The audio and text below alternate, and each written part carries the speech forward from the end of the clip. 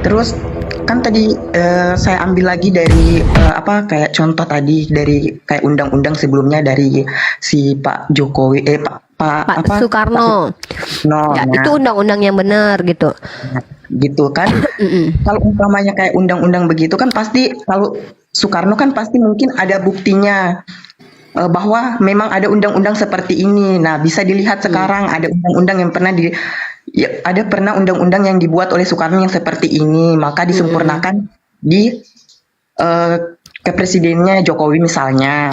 Nah, tetapi kan Nggak bisa, nggak, jangan bilang disempurnakan, karena ini ya nanti diksinya bisa konsekuensi logik dari perkataan disempurnakan, seolah-olah firman Tuhan itu tidak sempurna, Bu. Jadi saya tidak sepakat ya menggunakan diksi itu. Saya mengatakan oh ya membenarkan. ya Jadi saya nggak mau membenarkan merubah ya kata Al-Quran ya. Nah, ya tapi kalau dalam perspektif sempurna, Islam ini sempurna untuk zaman ini, zaman Nabi Muhammad sampai akhir zaman. Islamlah yang perfect, sempurna di mata Allah. Begitu telah disempurnakan oleh Allah. Nah, tapi kalau bicara tentang kitab suci, kami diperintahkan untuk percaya bahwa kitab suci itu dulu pernah ada sempurna. Bahkan di dalam Al-Quran tadi saya bacakan loh, Bu. Di dalam kitab suci kami itu ya, nih bacanya. Bahkan Allah katakan di dalam Taurat itu yang pernah diturunkan kepada Musa itu terdapat petunjuk dan cahaya. Nih, bayangkan loh. Nah, tapi masalahnya, apakah kitab yang kalian pegang sekarang ini kami terima sebagai Taurat, Zabur, Injil? Tidak, karena kitab kalian sekarang ini kami anggap sudah terdistorsi. Karena kami diperintahkan untuk tahu sumber gitu loh.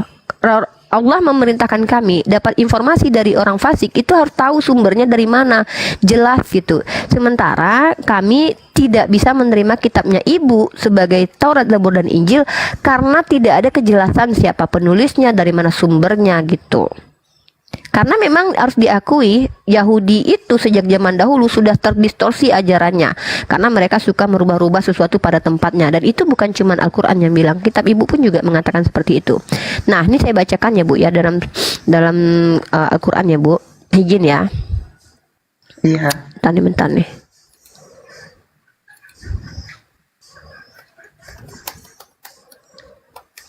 Oke, mungkin Ibu lanjut dulu sebelum saya kasih pemaparan terkait tentang pernyataan Al-Quran dalam Taurat, Zabur itu ada petunjuk dan cahaya. oke. Jadi kan dari mungkin ada ketersinambungan karena yang kemarin yang sempat viral itu dari si Elia yang menyuruh reformasi tentang kitab itu kan, yang Bukan, dia suruh reformasi tafsir. Nah, ini nih saya bacain ya dalam surah Al-Maidah ayat ke-46 ya, Bu. Kami, nah ingat ya, Bu ya, narasi dari Allah itu jelas ya. Jadi kami itu nggak boleh, Bu ya. Kalau narasinya di dalam Al-Quran itu begini, itu kami nggak boleh rubah-rubah. Bahkan kami umat Islam yang ada di Indonesia, ketika menerjemahkan Al-Quran itu betul-betul harus menurut ulama zaman dulu pemahamannya. Nggak boleh kami tuh terjemahannya itu disesuaikan gitu. Oke, nya ini cocoknya hari ini, nggak bisa, tetap sesuai dengan itu yang menjadi orang tuh bisa tersesat kemudian karena diksi yang tidak sepadan terjemahannya dengan Al-Quran. Nah, makanya ketika kami umat Islam itu baca Al-Quran, ayat aslinya tidak dihilangkan, Bu. Makanya gini ya, wa qafaina ala asyarihim bai Aisyah bani Maryam. Nah, di sini dikatakan nih. Nah, kami meneruskan jejak mereka. Artinya di sini kami diberitahu bahwa Nabi Isa itu melanjutkan jejak para rasul. Bu, kalau dalam konteks ini Ibu gampang ya, kalau meneruskan itu tahu sendiri maksudnya apa. Itu bukan merubah ajaran, Bu, atau membatalkan hukum, tapi melanjutkan tongkat estafet kenabian. Iya, tidak membatalkan hukum Nabi Musa, tidak membatalkan hukum Nabi Daud, tetapi membawa hukum yang relevan sesuai sejalan dengan zamannya, tapi masih terkorelasi dengan ajaran terdahulu. Makanya di sini kami meneruskan jejak mereka para nabi Bani Israel dengan mengutus Isa putra Maryam yang membenarkan. Nah, lagi-lagi Nabi Isa juga membenarkan kitab sebelumnya. Nabi Isa juga membenarkan kitab sebelumnya sebagaimana Nabi Muhammad membenarkan kitab sebelumnya. Makanya Nabi Muhammad itu ketika ada orang Yahudi, Bu, datang kepada beliau, perintah Allah apa kepada Nabi Muhammad? Berikan putusan hukum kepada orang Yahudi dengan menggunakan kitab mereka. dengan menggunakan kitab mereka. Nah, di sini ya, kami teruskan jejak mereka para nabi dengan mengutus Isa putra Maryam yang membenarkan apa yang sebelumnya, yaitu Taurat. Kami menurunkan Injil kepadanya, di dalamnya terdapat petunjuk dan cahaya. Bahkan kami katakan, Bu, kami disuruh beriman bahwa apa yang dibawa Nabi Isa itu ada petunjuk dan cahaya, bukan kutukan, Bu. Yang membenarkan kitab suci sebelumnya, yaitu Taurat, dan menjadi petunjuk serta pengajaran bagi orang-orang yang bertakwa pada masanya. Pada waktu Nabi Isa itu hadir membawa Injil, itu akan jadi petunjuk bagi orang yang takwa kepada Tuhan pada waktu itu. Pada waktu itu. Tapi masalahnya Nabi Isa itu ditolak, Bu. Gimana ajarannya masih ada, coba, gimana kitabnya masih ada, coba. Sedangkan dia sendiri ditolak, hanya minoritas yang menerima dia, dan itu pun pengikut-pengikutnya juga tidak berakhir dengan baik, kan. Lalu bagaimana mau dikatakan bedanya Nabi Muhammad Shallallahu Alaihi Wasallam, Bu? Nabi Muhammad dia diterima ajarannya di Arab, itu semua orang menjadi Muslim. Kemudian ajarannya, Bu, punya tongkat estafet yang jelas, yaitu disebut dengan adanya mata rantai riwayat dari informasi yang datang dari Nabi kami, ya kita sebut Al-Quran. Al-Quran itu dilafazkan, dihafalkan, kemudian diberikan kepada generasi seterusnya. Makanya terjaga, karena memang Allah berjanji, Bismillahirrahmanirrahim, nahnu nazzalna dzikra wa inna lahu lahafizun. Kenapa Allah berjanji seperti itu, tidak berjanji untuk menjaga kitab-kitab sebelumnya? Karena Allah sudah punya kehendak, kan, mau meneruskan nabi-nabi diutus, nabi-nabi, kemudian di satu kaum diutus lagi nabi, satu kaum diutus lagi nabi. Ya wajar lah kalau tidak ada nas yang mengatakan Allah akan menjaga kitabnya yang sebelumnya. Tapi kenapa khusus Al-Quran Allah jaga? Karena tidak ada lagi nabi, Bu. Ini nabi terakhir. Kita akan menghadapi pasca kiamat setelah itu. Kurang lebih seperti itu, Bu. Mungkin poin yang ingin Ibu tanyakan yang masih mengganjal itu apa? Biar insya Allah saya coba jelaskan pelan-pelan gitu. Saya tidak berhak memahamkan Ibu sih, karena kepahaman itu datang dari Tuhan. Saya hanya menyampaikan saja. Yang selanjutnya, Uni, kan tadi Uni bilang bahwa apa tadi namanya, tentang Injil, ya, tentang Injil. Uni bilang sudah tidak ada lagi karena sudah kayak dirubah-rubah, kan. Kayak begitu, kan, sudah tidak percaya. Bukan, karena begini dengan coba pernyataan saya ya, coba ulangi ya pelan-pelan ya. Injil yang diturunkan kepada Nabi Isa itu tidak ada lagi bagi kami. Jangankan di tangan kami, di tangan orang Nasrani asli, di mana dia adalah Nasrani, istilah yang digunakan oleh Islam, ya, untuk mereka yang mengaku pengikut Nabi Isa, itu sendiri sudah terdistorsi menurut ajaran Islam. Kenapa? Karena Al-Quran memberi informasi bagaimana karakteristik orang-orang Yahudi, dan orang-orang yang membuat kitab dengan tangannya sendiri tanpa itu sebenarnya firman Tuhan, lalu berkata bahwa ini datang dari Tuhan. Tercampur, Bu. Jadi firman Tuhan itu tercampur dengan produk manusia. Contoh surat-surat manusia, catatan-catatan manusia, bercampur, Bu, sebenarnya. Dan actually, sorry to say, mohon maaf, mungkin agak sedikit menyakitkan, tapi ini faktualnya, kan kitab Bible itu campuran, Bu. Kanonisasi itu kan campuran beberapa kitab suci. Mohon maaf, izin. Contoh, catatan Matius digabungkan dengan catatan si Markus, digabungkan dengan catatan si Lukas, digabungkan dengan catatan ini. Di PL juga digabungkan antara catatan Esther, dicampur dengan catatannya Samuel lah, Tawarikh lah, entah, kita juga nggak tahu. Bahkan kalian sendiri, Bu, ya, mohon maaf ya, sekolah Ibu juga nggak tahu siapa sebenarnya penulis kitab Ibrani. Diduga itu Paulus katanya, tapi secara pembuktian tidak bisa. Artinya, mohon maaf, saya mungkin agak menyakitkan, tapi saya harus jujur nih, Bu. Ini kan iman saya. Mohon maaf ya, Bu, ya, saya astagfirullah, saya nggak tega, Ibu baik soalnya, Bu. Tapi saya harus jujur, Bu, karena kita harus jujur dalam menyampaikan kebenaran, Bu. Yesus itu jujur, Bu, menyampaikan kebenaran sampai dia dibonyokin sama orang. Saya juga nggak apa-apa lah kalau Ibu marah, nggak apa-apa. Artinya bahwa kami mengimani kitab Taurat, Zabur, Injil yang diberikan kepada Nabi Isa diselewengkan oleh orang-orang kemudian yang tidak tahu siapa mereka. Terjemahannya kemudian diselewengkan, kemudian ditambahkan dengan kitab-kitab orang lain, tulisan-tulisan orang lain yang nggak tahu siapa. Gitu Bu, kurang lebih seperti itu Bu. Oke, jadi kan tadi Uni bilang bahwa kitab kami itu kayak dicampuran Distorsi tangan. Bu, distorsi. Ada yang ditambahin, ada yang dikurangin, ada yang nggak ada kitabnya, ada yang catatan nggak tahu siapa, ada surat-surat Paulus, bahkan lebih banyak kalau Ibu lihat dalam PB itu lebih banyak catatan Paulus Bu, bukan perkataan Yesus. Catatan Paulus. Kemudian berarti ini kan kayak Alkitab itu berarti Uni bilang bahwa sudah dicatat-catat oleh manusia kan, ditulis oleh manusia. Dengar, coba jangan dirubah-rubah perkataan saya ya. Kitab yang diklaim oleh orang-orang mengaku pengikut Yesus dan pengaku pengikut Abraham atau mengaku keturunan Yakub atau Israel, sejatinya kalau di cross check sudah bercampur. Firman perkataan Tuhan dengan perkataan manusia sudah bercampur, kemudian terdistorsi, ada yang dikurangi, ada yang ditambahkan, ada yang diganti, ada yang terjemahannya diselewengkan, ada yang ditafsir secara brutal berbeda. Contoh, tafsirannya orang Yahudi antara kitab mereka, Tanakh, teks Mesorah, itu ditafsir berbeda oleh orang Kristen. Artinya jangankan hanya sudut pandang, isinya pun berbeda. Contoh, Septuaginta yang adalah terjemahan ke bahasa Yunani dari kitab sucinya orang Yahudi yang harusnya berbahasa Ibrani, itu banyak sekali perbedaannya dengan kitabnya orang Yahudi yang disebut dengan teks Mesorah yang selesai kanonnya di abad ke-9.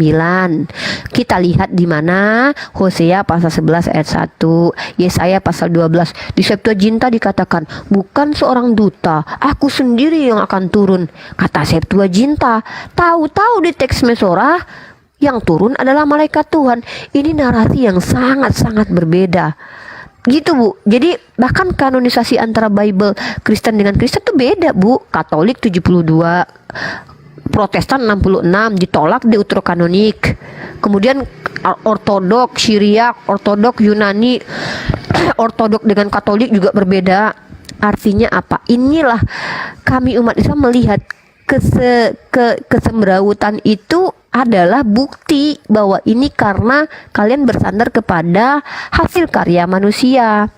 Seperti kata Lukas dalam pasal 1 ayat 1. Wahai Theophilus yang mulia, telah banyak orang yang ingin menuliskan kisah. Aku buatkan untukmu, kata Lukas. Ternyata tidak ada satupun nas yang menunjukkan Lukas pernah melihat kehidupan Yesus. Karena 12 orang murid Yesus itu tidak ada Lukas di dalamnya. Ia diduga di antara 70, tapi tidak bisa terbukti. Itu hanya dugaan saja. Nah, pertanyaannya kemudian, Lukas ini siapa? Dia dapat info dari mana? Dari mana dia tahu silsilah Yesus? Emang dia pernah ketemu Yesus gitu? Jadi inilah yang dimaksud dengan apa? Kami tidak percaya dengan kitab yang kalian klaim sebagai Taurat dan Injil sekarang ini adalah firman Allah sempurna yang diberikan kepada Nabi Isa dan Nabi Musa, karena telah terdistorsi dengan berjalannya waktu, di mana banyak orang masuk di dalam itu untuk menuliskan, menambahkan, mengkanon, begitu Bu kurang lebih. Oke, terus Uni, kalau umpamanya seperti itu kalian tidak percaya Alkitab, kemudian kenapa kemarin pada masalahnya Elia yang Elia menyuruh reformasi tentang tafsirannya, yang kalian ambil tafsirannya itu diambil dari Alkitab, kan kalian tidak percaya tentang Alkitab, tapi kenapa kalian ambil untuk mentafsirkan Quran kalian? Pertanyaan bagus luar biasa, dan ini yang belum saya jelaskan kepada Ibu. Ibu, kami ini diperintahkan beriman dengan ajaran Nabi terdahulu yang sama dengan kami. Parameternya adalah Al-Quran. Nah, di dalam Al-Quran itu Allah menjelaskan, menceritakan. Pembuktiannya silahkan cross check. Jadi gini, even kitab itu sudah terdistorsi, ternyata ada tertulis beberapa dalil yang indikasinya kalau seandainya kami tuntut kepada orang Kristen, bisakah kalian tunjukin dalil ini siapa yang memenuhi nubuatannya? Kalian akan menjelaskan bahwa itu dipenuhi oleh ini itu, tapi nanti akan muncul pertanyaan. Contoh, bahwa Yesus mengatakan begini nih, aku meminta kepada Bapakku untuk mengutus roh kebenaran. Roh kebenaran itu tidak akan datang kalau aku tidak naik ke atas langit gitu kan. Kalau aku tidak naik, kata Yesus. Nah kan ini menjadi pertanyaan diksi ini. Teman-teman Kristen bilang itu kan Roh Kudus. Di hari Pentakosta dia telah tergenapi. Nah itu kan tertulis di kitab kalian, di mana di situ ini agak ambigu. Dari mana orang tahu kalau itu Roh Kudus? Karena dalam kitab Korintus, iblis pun bisa menyamar jadi terang.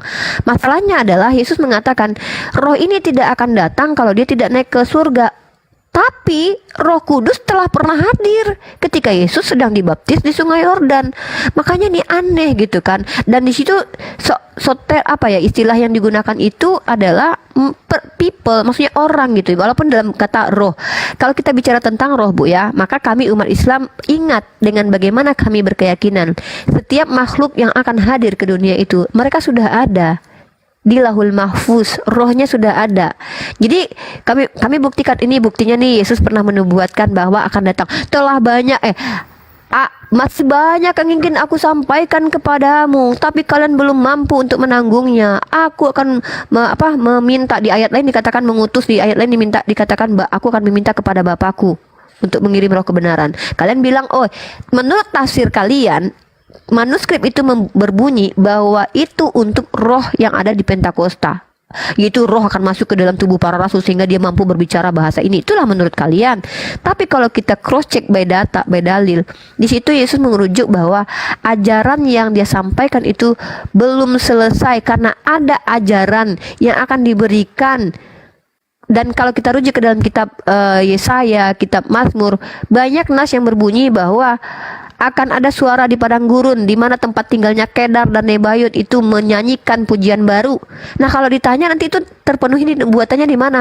Maka para ulama kami yang mentafsir itu dari Kemenak itu, walaupun saya tidak sepakat menggunakan Bible untuk mentafsir Al-Quran ya, karena bagi saya itu tidak penting menggunakan Bible. Kalau saya pribadi ya Bu ya, tapi saya dari sudut pandang saya melihat Kemenak nih, mereka mengutip ayat itu untuk membuktikan bahwa ternyata nasnya ada nih. Sama seperti kalian Kristen, kitab PB kalian itu mengutip kitab perjanjian lama yang ditolak sama orang Yahudi. Sama seperti itu. Makanya saya bilang saya sepakat dengan Elia, mari kita reformasi tafsiran, tapi yang adil dong Elia.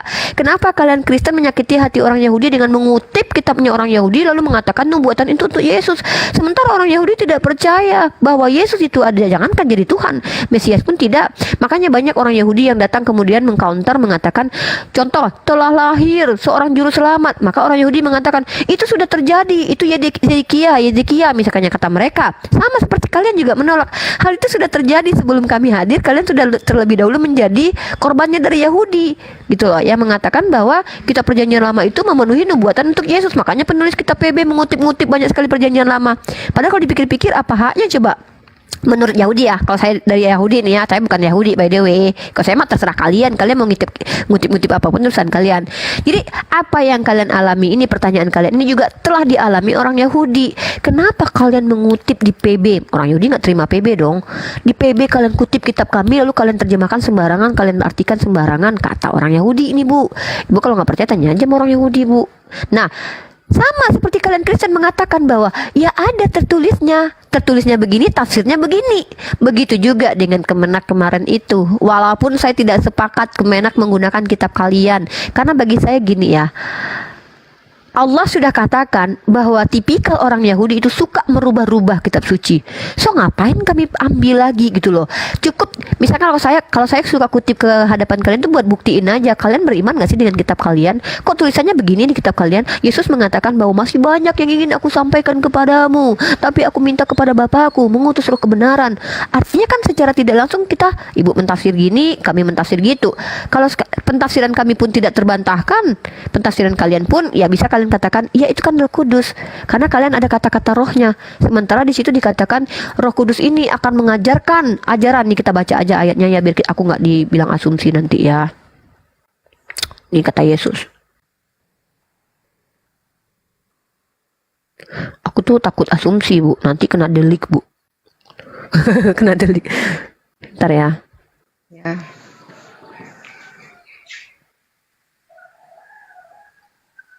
Ya. Bu udah pernah baca ayat ini belum? Ayat yang Yohanes 16 Udah pernah baca Yohanes pasal 16? Nih aku bacainnya Yohanes pasal 16 ya. Tapi aku nggak mau tafsir ya Bu. Kita renungkan aja masing-masing. Ibu renungkan sendiri, aku juga renungkan ya. Kita baca Yohanes 16 nih. Yohanes pasal 16 kita baca dari ini perikopnya ini nih. Pekerjaan penghibur. Roh penghibur, tahu kan roh penghibur yang dikatakan Roh Kudus sama orang Kristen? Nah, tetapi semuanya ini kukatakan kepadamu supaya apabila datang saatnya kamu ingat bahwa aku telah mengatakannya kepadamu. Hal ini tidak kukatakan kepadamu dari semula karena selama ini aku masih bersama-sama dengan kamu. Tetapi sekarang aku pergi kepada Dia yang telah mengutus aku. Ya, dan tiada seorang pun di antara kamu yang bertanya kepadaku kemana engkau pergi. Tapi karena aku mengatakan hal ini kepadamu, sebab itu hatimu berduka cita. Namun benar yang kukatakan ini kepadamu adalah lebih berguna bagi kamu jika aku pergi. Sebab jikalau aku tidak pergi, penghibur itu tidak akan datang. Kalau penghibur itu adalah Roh Kudus, apa Yesus bohong? Bukannya Yesus itu udah pernah bersama-sama Roh Kudus ketika dia dibaptis di Sungai Yordan? Makanya kan jadi pertanyaan kemudian, Yesus itu dia penghibur itu tidak akan datang kalau Yesus masih ada di dunia gitu loh. Namun benar ini ya. Dan kalau ia datang, ia akan menginsafkan dunia akan dosa. Kalau dikatakan ini Roh Kudus, mana ada dunia tobat gara-gara Roh Kudus, Bu? Nggak semua orang tobat gara-gara Roh Kudus. Padahal iman Kristen mengatakan Roh Kudus itu akan datang ke setiap pribadi manusia gitu. Nah, hanya siapa yang menginsafkan dunia, banyak dunia di belahan dunia itu banyak Islam datang berhasil, pengislaman itu seluruh dunia berkembang. Ya Nabi Muhammad. Nah, kalau kita pakai ini ya, pakai eksegesis cabang mandirinya aku, tapi nggak boleh sih ibu nggak boleh percaya ini ya, karena kan aku Islam, aku hanya ini aja ya. Mohon maaf lah Bu ya, Bu jangan percaya sama aku kan Muslim. Nih, dan kalau ia datang, ia akan menginsafkan dunia akan dosa, kebenaran dan penghakiman. Kalau kita bicara penghakiman, emang Roh Kudus menghakimi? Kan enggak. Yang memberikan hukum Nabi Muhammad, Bu. Misalnya kalau saya mencuri potong tangan gitu. Jadi ada gitu kalau kita pakai eksegesis cabang mandiri ya, Bu ya. Tapi jangan pakai eksegesis cabang helikopter, Bu. Itu muter-muter nanti. Nah, dan kalau ia datang, ia akan mengisahkan dunia akan dosa, kebenaran dan penghakiman akan dosa karena mereka tetap tidak percaya kepadaku. Nah, akan kebenaran karena aku pergi kepada Bapa dan kamu tidak melihat aku lagi. Akan penghakiman karena penguasa dunia ini telah dihukum. Masih banyak hal yang harus kukatakan kepadamu, tetapi sekarang kamu belum dapat menanggungnya. Tetapi apabila ia datang, yaitu Roh kebenaran, ia akan memimpin kamu ke dalam seluruh kebenaran, sebab ia tidak akan berkata-kata dari dirinya sendiri, Bu. Jadi Bu, ini poin penting nih. Si Roh Kudus ini tidak akan berkata-kata dari dirinya sendiri, tetapi segala sesuatu yang didengarnya itulah yang akan dikatakannya. Bu, kalau Roh Kudus itu adalah Allah sendiri, kok dia dengar lagi firman dari Allah, Bu? Kan nggak make sense kalau dalam perspektif aku manusia muslimah yang diperintahkan untuk berakal ini, Bu. Maka Roh Kudus ini sama kalau kita rujuk dalam kitab Lukas pasal ke-7 pasal ke-1 ya, mohon maaf. Perspektif roh ini merujuk kepada esensi yang belum hadir tapi sudah ada di Lauhul Mahfuz ya, Bu. Saya ini, Bu, kalau baca Yeremia itu sudah dikultuskan Tuhan sebelum dia hadir. Artinya dia sudah ada. Tapi dalam perspektif Islam itu kenapa ada Lauhul Mahfuz, tapi Ibu nggak ada kan, Ibu Kristen. Tapi kalau kita lihat ya, Bu ya, dalam hal ini ia akan memuliakan aku. Tuh, Nabi Muhammad memuliakan Nabi Isa, sebab ia akan memberitakan kepadamu apa yang diterimanya daripadaku. Di sini ditulis daripadaku ya. Nah, ini kami tidak percaya. Kenapa? Kalau kita merujuk kepada terjemahan teman-teman Kristen, kadang kata nyaku itu kadang di huruf besarkan, di huruf kecilkan, dia merujuk kepada Tuhan gitu. Padahal sama nanti kayak gini nih, Yesus berkata begini, aku adalah Alfa Omega. Misalnya ada tertulis begitu. Saya percaya kalau itu Yesus yang berkata. Tapi Yesus sedang menyampaikan firman Tuhan. Karena ayat sebelumnya dikatakan inilah wahyu Yesus Kristus yang diberikan kepada Tuhan. Sama kayak Nabi Muhammad nih. Nabi Muhammad tuh bilang gini, Bu. Innani anallahu la ilaha illa anna fa'budni. Ayatnya keluar tuh dari bibirnya Nabi Muhammad. Nabi Muhammad gak langsung jadi Tuhan, Bu. Gak ada orang Arab tuh yang menuhankan Nabi Muhammad. Yang bicara padahal dia. Karena orang tahu dia menyampaikan firman Tuhan. Nah, seperti itulah yang kami pahami ketika Nabi Isa alaihissalam mengatakan bahwa dia yang mengutus. Dia sedang mengatakan bahwa Tuhan yang mengutus si Roh kebenaran. Ini kembali lagi ya, Bu ya. Ibu jangan percaya sama eksegesis aku ya, karena aku lihat pendeta juga eksegesis cabang mandiri pakai terjemahan, Bu. Nggak ada. Giliran aku tanya, Pak Pendeta, itu eksegesisnya menurut siapa sih? Matthew Henry siapa kayak? Enggak, mereka tuh eksegesis cabang mandiri. Nah, tapi kalau kita tanya-tanya nih, Siapa Bu? Masa Roh Kudus ini berbicara dari apa yang didengarkannya kembali, padahal kan dia adalah Tuhan itu sendiri dalam perspektif Kristen. Makanya kemudian ulama-ulama itu mengutip beberapa ayat dalam kitab kalian menunjukkan ini loh, ternyata Yesus menubuatkan akan kedatangan roh kebenaran itu. Roh kebenaran itu roh Al-Amin Bu dalam bahasa Arabnya. Hanya satu manusia yang bergelar Al-Amin Bu, yang mengaku nabi, yaitu Rasulullah Muhammad Sallallahu Alaihi Wasallam. Kan kok kebenaran itu dalam bahasa Arab Al-Amin Bu, gitu.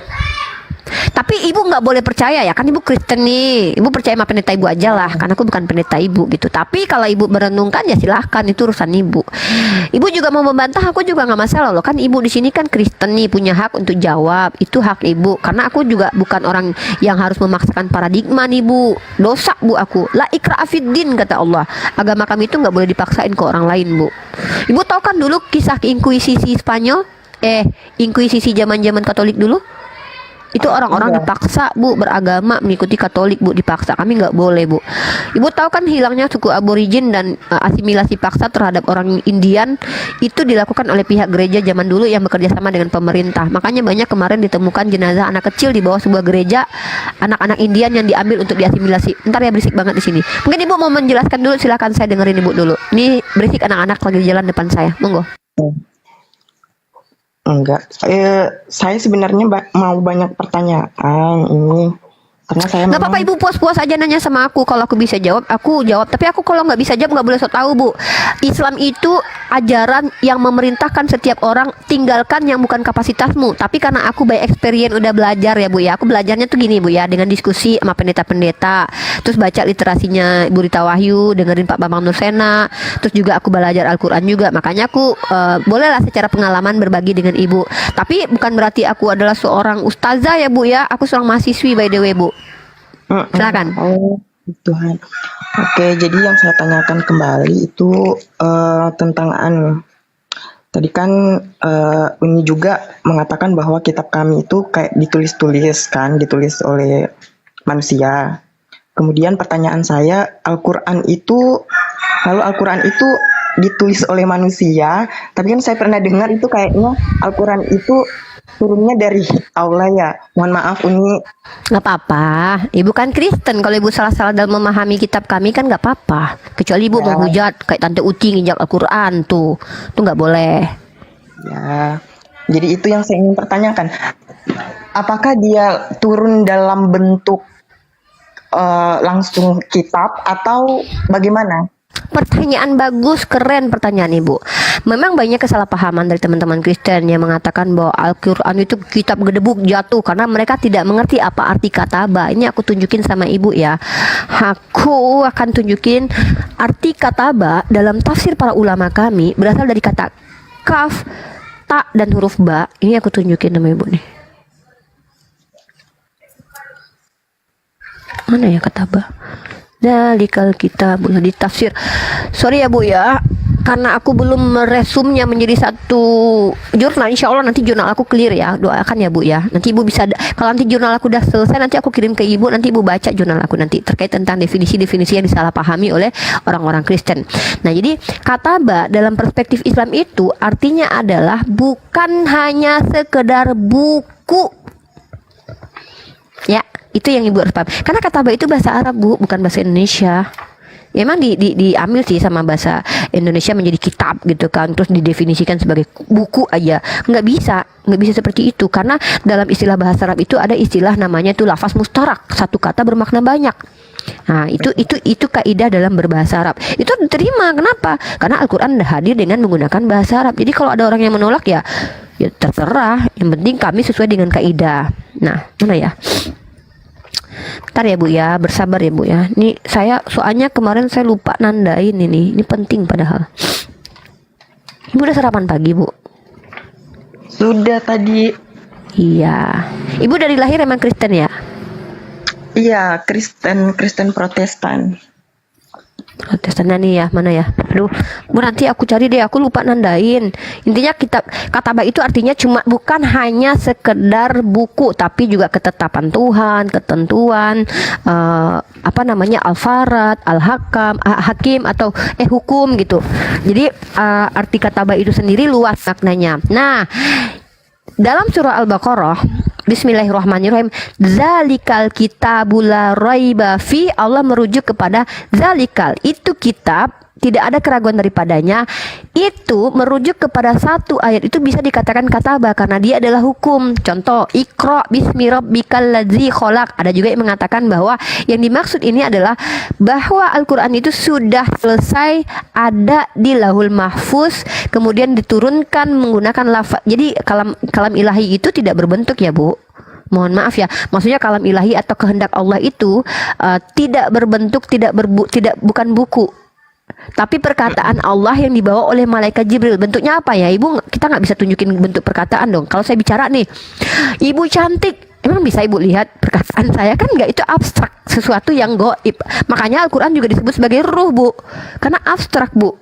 Jadi sesuatu yang abstrak itu angin, abstrak, nggak bisa disentuh, disebut dengan ruah dalam bahasa Ibraninya, angin, spirit, sesuatu yang abstrak. Maka Al-Quran dikatakan sebagai ruh juga. Malaikat Jibril juga dikatakan ruh.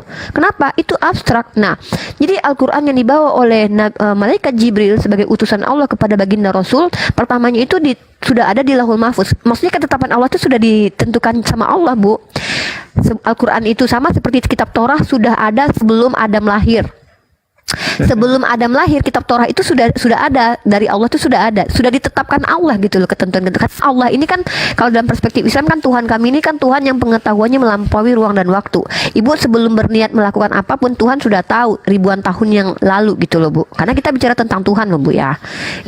Nah, karena dalilnya mana? Ketika malaikat berkata, kenapa menciptakan manusia? Mereka kan merusak. Inni a'lamu ma la ta'lamun, kata Allah. Itu bukti bahwa Allah mengatakan sifatnya adalah memiliki pengetahuan yang di luar jangkauan manusia.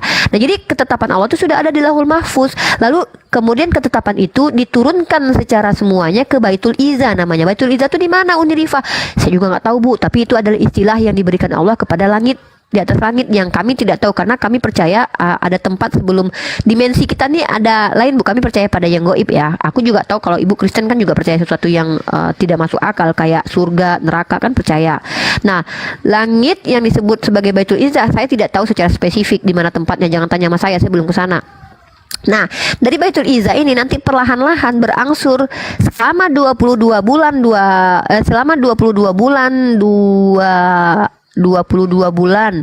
kurang lebih ya, 23 lah 23 tahun, 22 tahun 2 bulan 22 hari, sekitar 20 kurang lebih 23 tahun berangsur-angsur diturunkan kepada Nabi Muhammad SAW sesuai dengan kebutuhan. Maksudnya sesuai kebutuhan itu gini, misal nih asbabun nuzul, itu ada istilah asbabun nuzul. Ketika Rasulullah dalam kondisi berperang, maka turun perintah, telah diizinkan kamu berperang kalau kamu diperangi. Ketika istrinya baginda Rasulullah itu difitnah, lalu turun ayat orang baik untuk laki-laki, wanita baik untuk laki-laki baik, laki-laki baik untuk perempuan baik. Ketika ada permasalahan tentang warisan, diturunkan lagi surah bahwa kalau seandainya ada orang yang berbagi warisan maka pembagiannya seperti ini. Kemudian ketika ada permasalahan terkait tentang khamar, waktu itu belum diharamkan khamar, tiba-tiba ternyata khamar itu membuat banyak orang lupa diri segala macam, diturunkan perintah untuk tidak mendekati khamar. Kemudian ayat untuk ini perintah sholat, bagaimana sholat kami seharusnya umat Islam ini pengikut baginda Rasulullah ini apa yang harus kami lakukan, dijemput, makanya ada Isra Mi'raj. Kemudian perintah berpuasa di surah Al-Baqarah dalam surat 258 kalau nggak salah itu ada. Jadi berangsur-angsur. Pertama Nabi Muhammad diperkenalkan dulu cara menjadi muslim. Apa itu? Iqra dulu, Iqra bismi rabbikal ladzi khalaq, 5 ayat tuh turun Bu sedikit. Kemudian Rasulullah lari ke rumah beliau sebagai manusia, beliau ya namanya manusia lah Bu, kaget lah Bu ngelihat malaikat Bu, bener aja Bu, kita aja dikejutin orang aja keringat dingin, apalagi ketemu malaikat. Beliau sebagai manusia, beliau bukan Tuhan, memiliki sifat manusiawi. Nah, selama sepanjang perjalanan hidupnya sebagai seorang Rasul, itulah Al-Quran turun berangsur-angsur dari Baitul Izzah kepada baginda Rasulullah Muhammad SAW. Ibu kalau mau tahu informasi ini ya, ini ada Oten bilang aku asumsi, umat Islam itu nggak pernah asumsi. Saya punya buku Ulumul Quran dan saya sudah selesai 1 semester ini ya. Ini buku kami tuh Ulumul Quran namanya. Ibu kalau mau nanti kalau ibu mau belajar, ibu beli cuma 30 ribuan. Dan buku ini menjelaskan dengan dalil, bukan dengan dalih. Dalilnya ada ya, semua dalilnya dalam Al-Quran dan juga di dalam hadis. Nah gitu ya Bu, tapi saya ceritakan ke Ibu, kalau Ibu mau dalil nanti saya kasih. Nah jadi begitu Bu, bukan gedebuk buk dari langit buku gitu, bukan. Tapi berangsur-angsur perkataan Tuhan itu dibawa malaikat Jibril, kemudian dihafalkan. Makanya setiap sekali setahun malaikat Jibril itu datang kepada Nabi Muhammad mendengarkan bacaan Al-Quran beliau. Bahkan beliau berusaha untuk menghafalkan dengan cepat-cepat menghafalkan. Kata Allah, jangan cepat-cepat menghafalkannya, karena Allah sendiri yang akan menyimpan Al-Quran di dalam dadanya Nabi Muhammad. Artinya apa? Ini sebenarnya sesuai dengan psikis manusia atau perkembangan manusia Bu. Nggak ada manusia itu yang sekali minum makan tuh langsung jeblok kenyang, enggak. Berangsur-angsur, belajar itu berangsur-angsur. Nabi Muhammad diajarkan sama malaikat Jibril bertahap, berangsur-angsur sampai beliau wafat, wahyu terakhir turun. Ketika beliau diajarkan malaikat Jibril, beliau mengajarkan kepada sahabat berangsur-angsur, nggak ada langsung 30 juz langsung hafalin Bu. Mending goy orang Bu. Makanya anak kecil kami itu diperintahkan menghafal Al-Quran berangsur-angsur. Kayak saya nih, saya lagi hafalin Al-Quran surah Al-Baqarah baru nyampe di 100 ayat gitu misalnya. Nggak apa-apa lah, umur saya 36 tahun, kayak nggak apa-apa, di umur berapapun bisa gitu. Artinya gitu Bu ya, bukan gedebuk kitab. Tapi ini sejalan sih Bu dengan Bible. Saya nggak bilang Bible Perjanjian Baru ya, saya bilangnya Bible Perjanjian Lama. Karena di dalam Perjanjian Lama ada nas yang menuliskan malaikat itu berfirman. Tapi orang-orang Kristen mengatakan itu teofani, Tuhan yang berteofani menjadi malaikat. Padahal bagaimana mungkin dikatakan dia adalah teofani, firman yang menjelma, sementara kata-katanya adalah teofani. Teofani kan dari kata teos. Tapi teman-teman Kristen bilang itu firman yang menjadi. Karena teos itu sendiri kan tidak menjelma menjadi apa kecuali Bu oneness ya.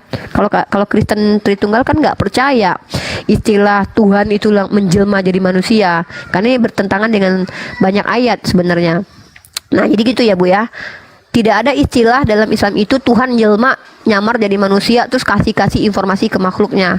Karena Tuhan bisa mengutus malaikatnya untuk menyampaikan firman Tuhan. Kurang lebih seperti itu. Mungkin Ibu ada pertanyaan lain? Ya, terus kan tadi Ibu bilang berangsur-angsur, tapi kenapa sekarang berubah menjadi Quran gitu, kayak lembaran-lembaran Quran? Iya kan berangsur-angsurnya kepada Nabi Muhammad Bu. Nabi Muhammad mengajarkan berangsur-angsur. Nah para sahabat udah hafal semua. Makanya pembukuan Al-Quran itu di zamannya sahabat Rasulullah. Jadi gini saya ceritain ya.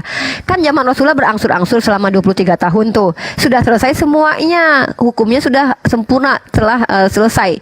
Telah sempurna lah Islam ini. Semua hukum telah turun gitu kan kepada Nabi Muhammad. Artinya kami umat Islam tinggal mengikuti generasi selanjutnya, tinggal mengikuti apa yang ada. Nah di zaman Abu Bakar itu nggak, kurang lebih jaraknya tuh cuman nggak nyampe 2 tahun sih Bu, baginda Rasulullah wafat, digantikan kekhalifahan sama Abu Bakar Siddiq tuh.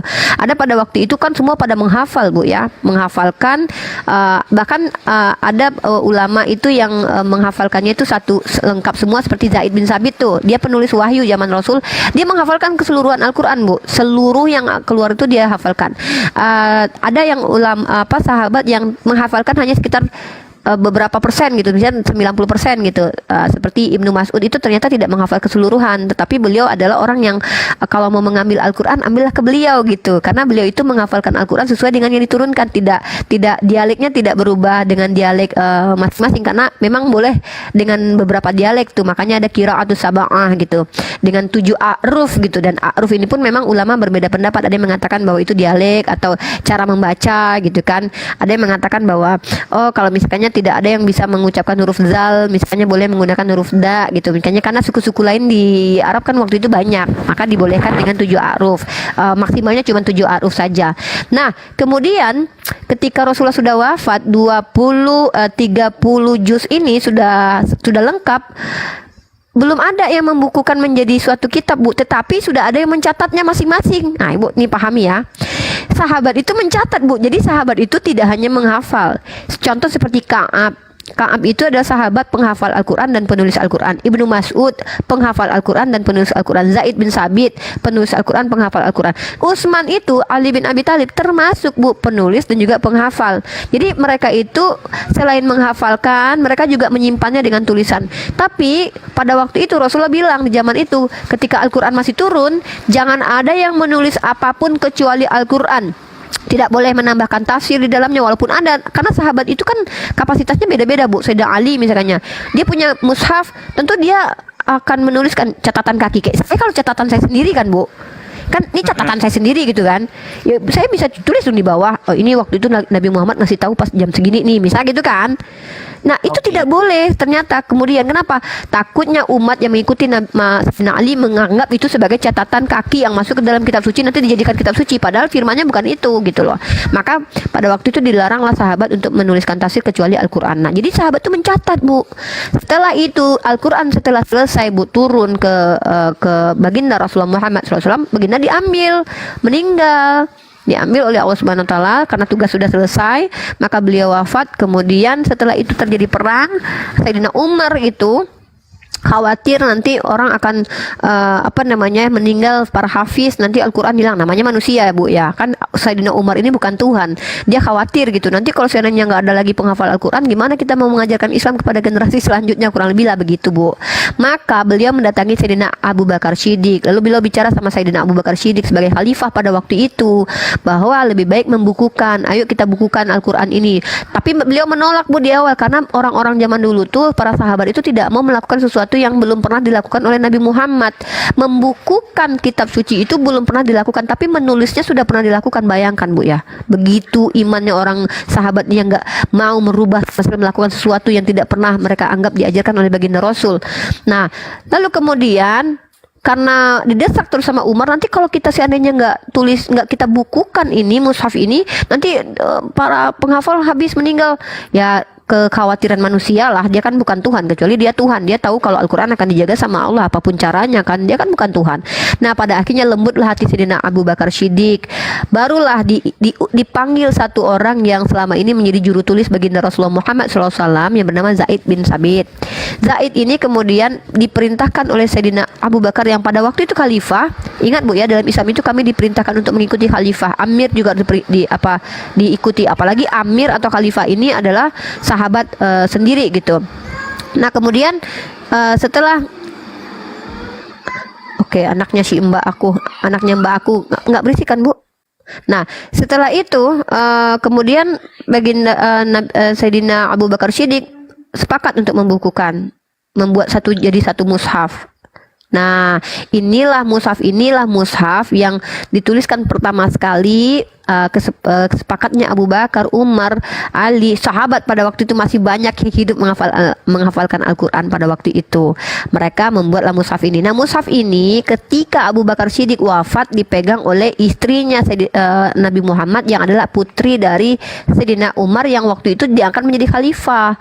Jadi Abu Bakar itu cuma 2 tahun menjadi khalifah, Bu. Beliau wafat kemudian digantikan sama Umar. Nah, pada waktu itu masih ada mushaf kan. Setelah itu 10 tahun Sayyidina Umar menjabat sebagai seorang khalifah. Tidak lama beliau wafat, barulah Utsman menjadi seorang khalifah. Terjadilah Islam ini karena Sayyidina Umar kan udah pernah ke Yerusalem tuh, Bu, dapat kunci dari Sopronius lah. Islam itu sudah tersebar kemana-mana. Ternyata ulama-ulama yang diutus, para penghafal Al-Quran yang diutus ke negeri-negeri manapun, mereka menggunakan dialek kampung mereka, dialek mereka sendiri gitu. Makanya kayak ada perbedaan. Itu kenapa ceritanya kekhawatiran dari Sayyidina Utsman itu terjadi nanti pertengkaran sesama umat Islam sampai mengkafirkan. Wah, kamu beda dialeknya. Sementara di saya nih di sini maliki amin. Sementara kamu cuma bilang amin doang. Ini nggak bisa nih. Wah, kamu kafir gitulah, Bu. Terjadi pengkafiran waktu itu karena berbedanya dialek. Sementara maknanya sama karena namanya Arab itu kan banyak tuh bahasa mereka. Nah pada waktu itu Sayyidina Utsman sebagai seorang amir khalifah membuat keputusan untuk menggunakan Al-Quran yang standar, yang sahih, yaitu standar apa? Menggunakan bahasa Bani Quraisy. bahasa Quraisy pada waktu itu, karena Sayyidina Utsman bilang dipanggil lagi si orang yang pertama yang menulis nih Bu, jadi orangnya nggak ditukar-tukar tuh, tetap itu tuh, makanya valid dan kredibel ya. Zaid bin Sabit dipanggil lagi Zaid bin Sabit sama Sayyidina Utsman, kemudian dibuatlah panitia lagi. Nah, yang jadi patokan apa? Diambil lagi tuh mushaf yang ada pada Sayyidah Hafsah, dijadikan standar. Lalu kata Sayyidina Utsman kepada Zaid bin Sabit, kalau seandainya kalian berselisih tentang dialek mana yang dipakai, pakailah bahasa Quraisy, karena bahasa Quraisy itulah yang jadi parameternya gitu loh, yang jadi parameternya. Maka digunakanlah bahasa Quraisy, distandarisasi. Kemudian Sayyidina Utsman meminta para sahabat yang udah punya buku masing-masing tuh, catatan-catatan masing-masing, untuk dibakar supaya apa? Tidak ada pertengkaran lagi. Nah, setelah itu Ibnu Mas'ud tidak mau memberikan mushaf dia untuk dibakar. Mushafnya Ibnu Mas'ud itu beredar di Kufah, tapi tidak ada, maksudnya bukan tidak ada yang gini Bu, misalnya kayak Katolik sama Kristen gitu kan, di sini ada sekian kanonisasinya 72 kitab, Protestan 60 kitab, terus kemudian ada ayat yang berbeda, nggak ada begitu. Jadi berarti sama aja dong, berarti dituliskan oleh manusia juga. Suara Ibu hilang Bu, mendem. Nah, oke, ditulis sama manusia Bu, tetapi yang perlu Ibu pahami, penekanan Al-Qur'an itu yang dalam surah Al-Baqarah, a'udzubillahi minasyaitonirrajim, bismillahirrahmanirrahim, fawailul lillazina yaktubunal kitaba biaidihim summa yaquluna hadza min indillah, itu bukan hanya sekedar tulisan Bu, tetapi memberikan pengetahuan yang tidak datang dari Tuhan tapi mengaku itu dari Tuhan, atau menganggap itu firman Tuhan gitu loh Bu. Itu Bu, bukan Bu, Al-Quran itu kan kalam Allah Bu, perkataan Allah yang diberikan kepada malaikat. Tapi kalau kitab sebelumnya yang terdistorsi ini adalah sudut pandang manusia. Jadi dari pola pikir manusia gitu, dia yang cari tahu. Itu setara dengan hadis sebenarnya. Kitab Ibu itu setara dengan hadis kami. Bahkan kalau dalam level hadis pun masih mungkin masuk hadis maudhu lah. Jadi kan tapi kita nggak punya Uni ini kan juga nggak punya bukti bahwa kebenaran yang dituliskan manusia itu adalah suatu kebenaran yang valid menurut menurut sejarah. Seharusnya kan bisa, saya punya bukti. Sebentar saya kasih ya. Nih, ini saya punya bukti nih. Ibu tahu tidak, dalam kitab Ulangan pasal 18-20 dikatakan seorang nabi yang dengan berani mengatakan sesuatu yang tidak diperintahkan Tuhan atas nama Tuhan lain, maka nabi itu harus mati. Nah, Nabi Muhammad itu tidak pernah berbicara sesuatu dari dirinya sendiri. Jadi beda Bu ya. Ajaran itu kalau datang dari manusia, itu namanya konsep berpikir manusia. Konsep itu ajaran manusia Bu, kalau konsep ya. Maksudnya adalah konsep itu boleh bersandarkan kepada kitab suci asal jelas nih. Ada konsep yang tidak bersandar sama sekali kepada kitab suci, bahkan tidak ada ayatnya yang mendukung, tapi dijadikan sebagai konsep. Itu ajaran manusia. Nah, ini yang disebut dengan bukan dari firman Tuhan. Contoh kayak, ini mohon maaf ya, surat-surat Paulus, pertanyaan saya, apakah itu semua dari Yesus gitu? Saya mau tanya sama Ibu dulu. Kalau itu saya nggak ngerti tentang Alkitab, cuman kalau saya diajarkan gini. Kalau saya kan Ibu, kita harus bedakan Bu ya, perkataan Tuhan dengan perkataan manusia itu berbeda. Perkataan Tuhan itu adalah perkataan Tuhan yang dibawa oleh malaikat, diberikan kepada nabinya untuk diulangi. Kayak sini, perkataan saya mau ngomong sama anak saya nih. Bilang sama tukang cilok, Ibu beli cilok 2.000. Anak saya tidak mengganti kata-kata saya sama sekali. Dia datang ke tukang ciloknya, bilang sama tukang cilok, Ibu saya mau beli cilok 2.000. Yang bicara anak saya, tapi yang dia kutip perkataan saya Bu. Sama kayak kita akademisi ya Bu ya, para mahasiswi itu ketika dia membuat jurnal atau makalah, dia nggak boleh kutip pemandangan sudut pandangnya sendiri kalau terkait tentang informasi yang sudah diberikan orang. Contoh nih, menurut Ki Hajar Dewantara, pendidikan adalah pimpinan secara sadar yang dilakukan secara teratur untuk terjadinya proses belajar mengajar. Menurut Undang-Undang 1945 pasal ke-20 tahun 2003, pendidikan, karena kan saya guru PAI ini Bu. Pendidikan adalah upaya secara sadar untuk mendidik orang-orang yang dididik agar mereka bisa berubah secara rohani, secara jasmani, bla bla segala macam. Artinya itu mengutip Bu, mengambil perkataan yang sudah ada lalu menyampaikan. Nah, begitu konsepnya. Kalau ini saya nih contohnya. Saya baca kemarin dalam kitab sucinya orang-orang Kristen bahwa kehidupan kekal hanya bisa didapat ketika engkau mempercayai Tuhan itu hanya satu. Kemudian aku adalah utusan. Menurut pendapat saya itu sebenarnya Yesus tuh lagi bilang nih, itu beda Bu.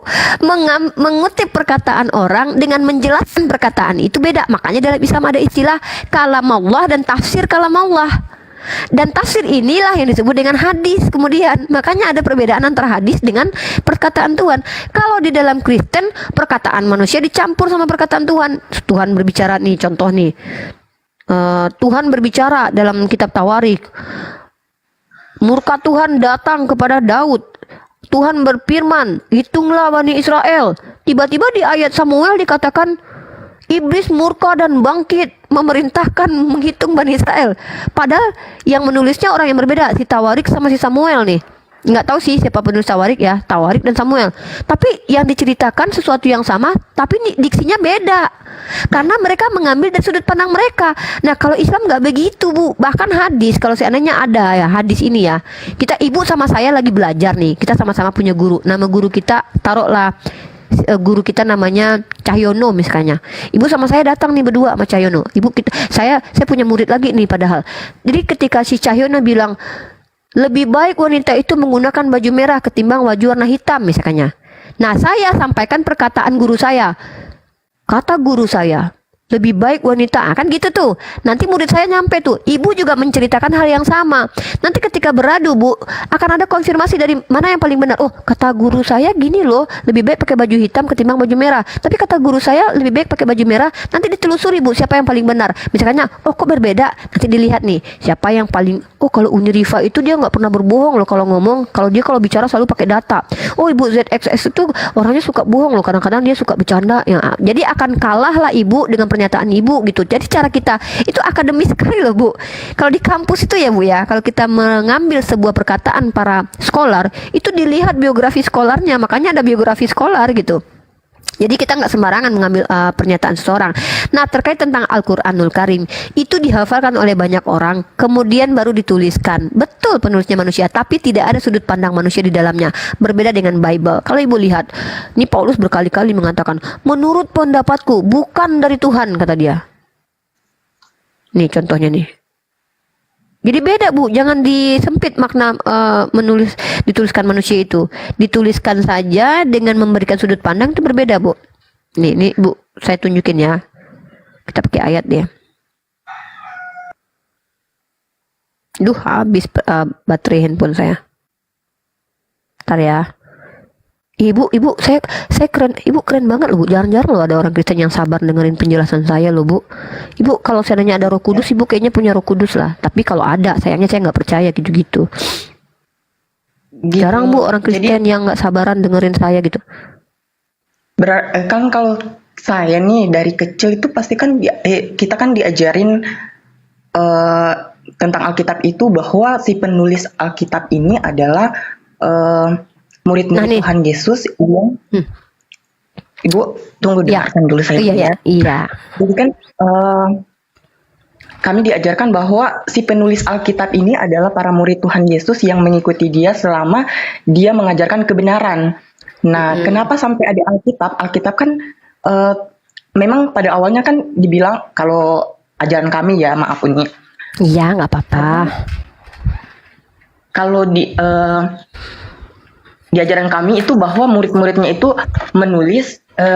menuliskan semua perjalanan atau hal-hal yang mereka dengar, mereka lihat kepada Tuhan Yesus, apa yang dia lakukan itu yang mereka tuliskan. Lalu Tuhan Yesus sebelum dia naik ke surga, ya setelah ia bangkit lalu naik ke surga, dia mengatakan pada murid-muridnya dan ke semua orang yang melihat dia naik, dia bilang sebarkanlah kebenaran ke seluruh penjuru dunia. Sebarkanlah Injil ke seluruh makhluk.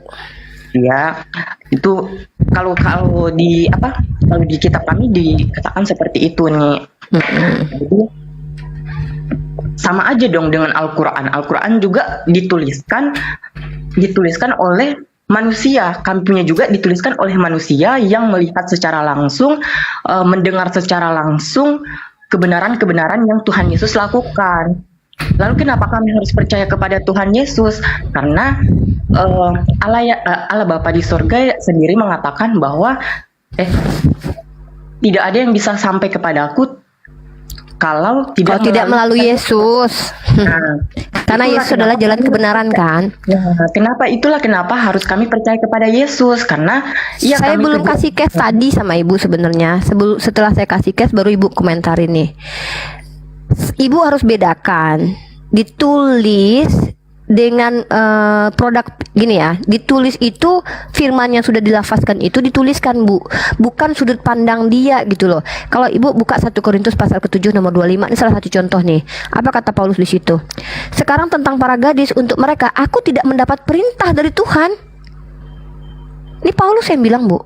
1 Korintus pasal 7 nomor 25. Silakan deh ibu buka kalau ibu punya Bible. Mohon maaf ya, aku ini bukan menyerang ya, tapi ini fakta. Sekarang tentang para gadis, dia mengajarkan sesuatu yang tidak diajarkan oleh Tuhan loh, tapi dari sudut pandang dia sendiri.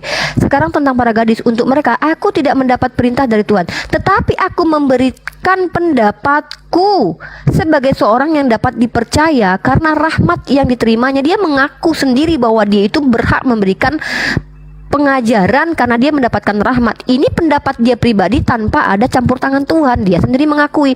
Yang kedua, Lukas menuliskan dalam Lukas pasal 1 ayat 1 bahwa dia mencari tahu sendiri, dan pertanyaannya dari mana dia tahu tentang silsilah Yesus? Dari mana dia tahu kalau Yesus pernah bersunat? Dari mana dia tahu bahwa Yesus pernah? Karena dia tidak pernah hidup sejaman dengan Yesus. Maksudnya bukan sejaman ya, dia tidak pernah bertemu Yesus. Ya kalau memang pernah ya silahkan. Kemudian ketika Matius katanya bahwa penulis Matius adalah Matius, dari mana Matius tahu kehidupan kecil Yesus? Emang Yesus cerita sama dia? Nah, dari mana pengetahuan itu bisa kita buktikan bahwa Yesus pernah bercerita? Dalam hadis kami diceritakan secara detail Bu. Contoh, pada waktu Abu Hurairah sedang berada di masjid, misalnya Rasulullah masuk, Rasulullah bertemu dengan beliau, bahkan diceritakan kondisinya. Rasulullah masuk, lalu Rasulullah berkata, lebih baik melaksanakan sholat ini sebelum sholat, misalnya sholat tahiyatul masjid misalnya. Lalu ternyata yang mendengar bukan Abu Hurairah saja, yang mendengar banyak orang pada waktu itu. Nah, jadi nanti ini yang diambil oleh Imam Bukhari jadi Imam Bukhari itu sudah 3 generasi Bu. Imam Bukhari mengambil hadis dari gurunya, yang dapat lagi dari gurunya, dapat lagi dari gurunya, dari para sahabat ini mutawatir, banyak yang mendengarkan informasi itu. Nas pun tidak berubah, maka itu terpercaya. Tapi kalau terkait tentang kitab ibu, antara Matius, Markus, Lukas saja banyak berbeda loh Bu.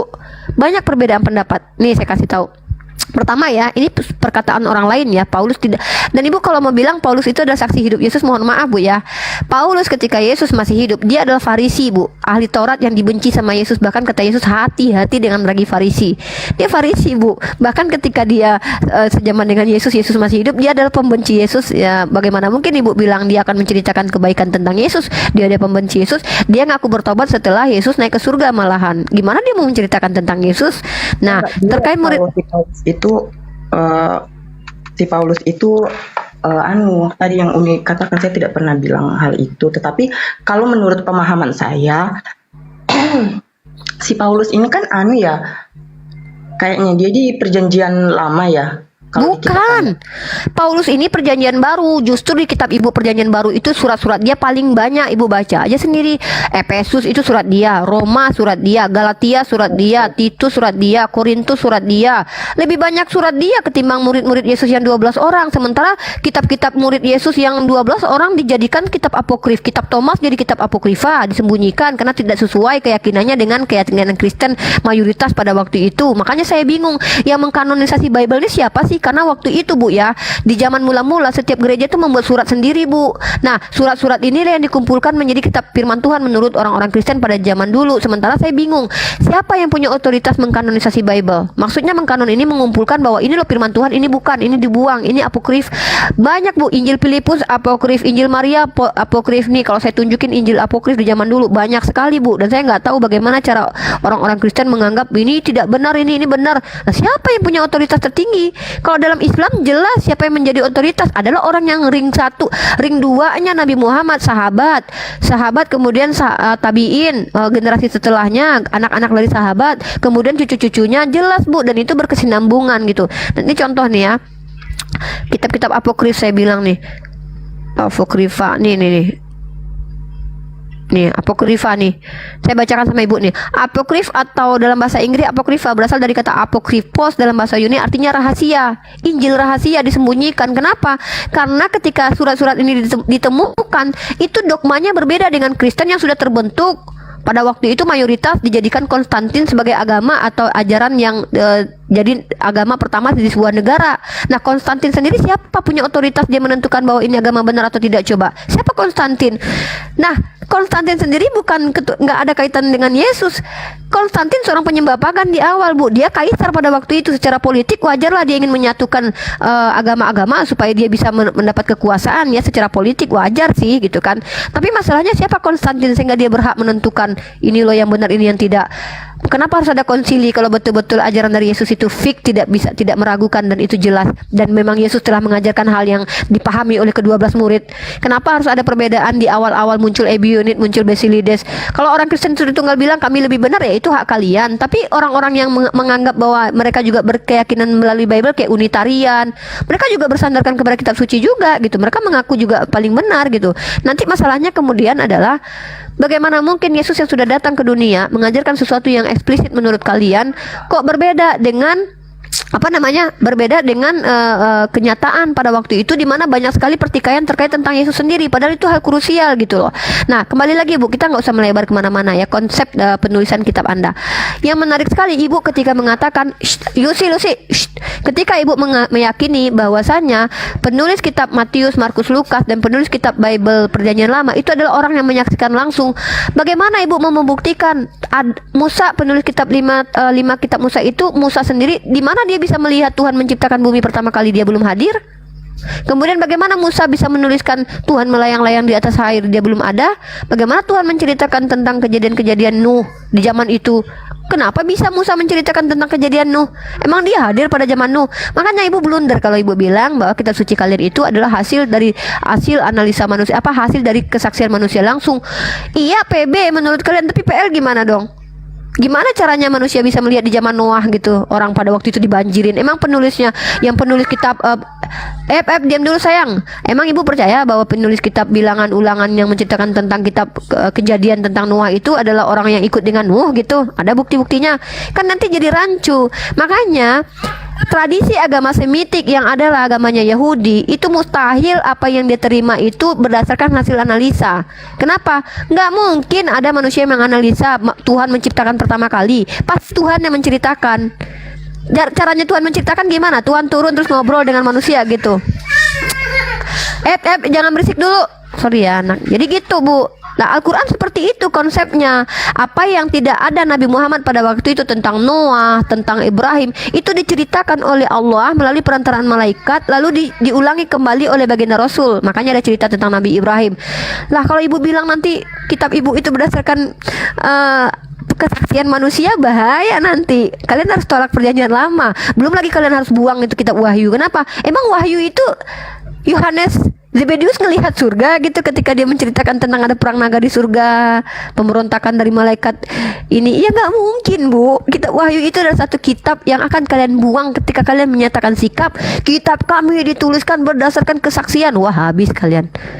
Gimana coba? Emang ada itu yang bisa melihat surga seperti Yohanes Zebedius yang di Pulau Patmos habis digoreng itu? Ya nggak mungkin lah Bu.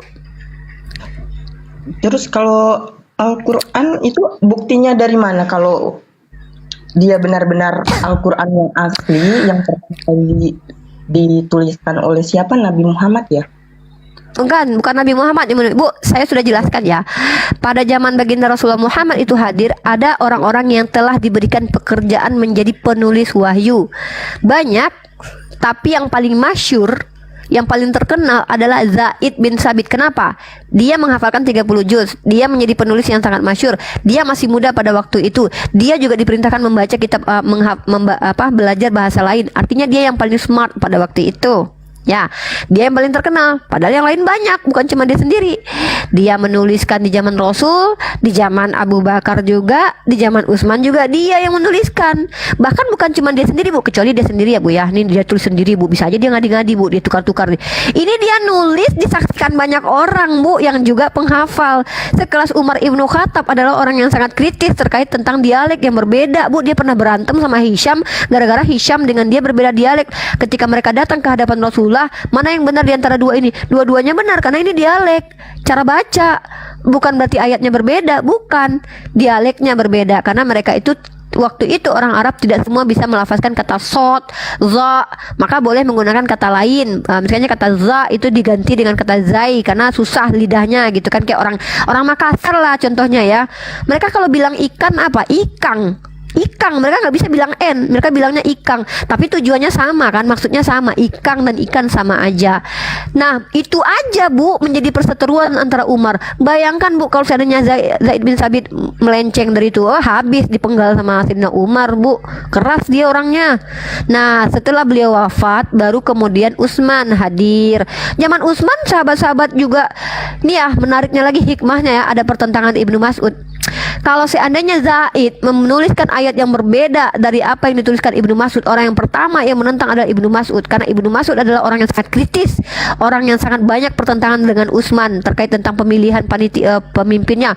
Ibnu Mas'ud nggak sepakat. Zaid, kenapa harus Zaid yang jadi ketua panitia? Kenapa bukan dia? Karena dia sudah berumur, sudah cukup dewasa menghafalkan Al-Quran ketika Zaid masih kecil.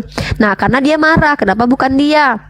Ternyata setelah kemudian beliau rujuk, oh iya pantaslah Zaid yang menjadi penulis. Kenapa? Karena Zaid itu masih muda, dia juga pintar, dia menghafal keseluruhan Al-Quran dan dia juga penulis pada zaman itu. Baru rujuk Ibnu Mas'ud. Jadi kalau ada yang melenceng, ada yang macam-macam menuka-nuka Sayyidina Utsman berani macam-macam waktu itu, orang yang akan menghantamnya adalah Ibnu Mas'ud pertama sekali, Bu. Jadi pada waktu itu para sahabat itu saling menghafal satu sama lain. Jadi mereka tuh nggak ragu-ragu loh, Bu, saling menentang gitu.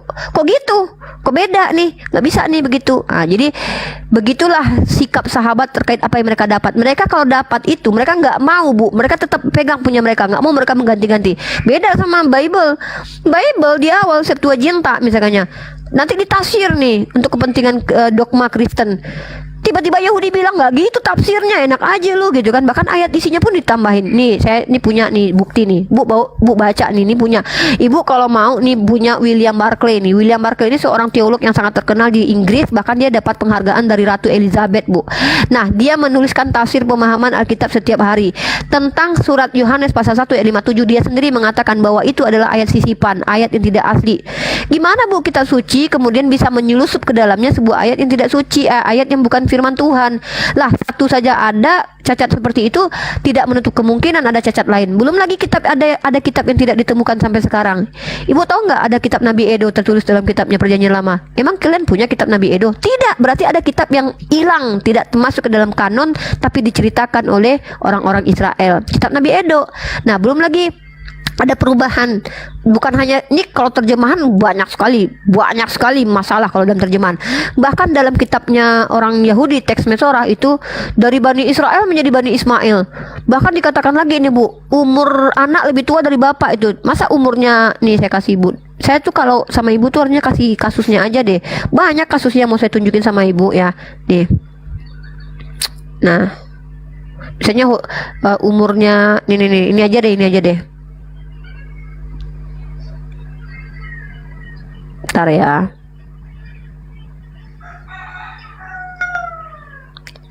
Ini baterai saya habis nih.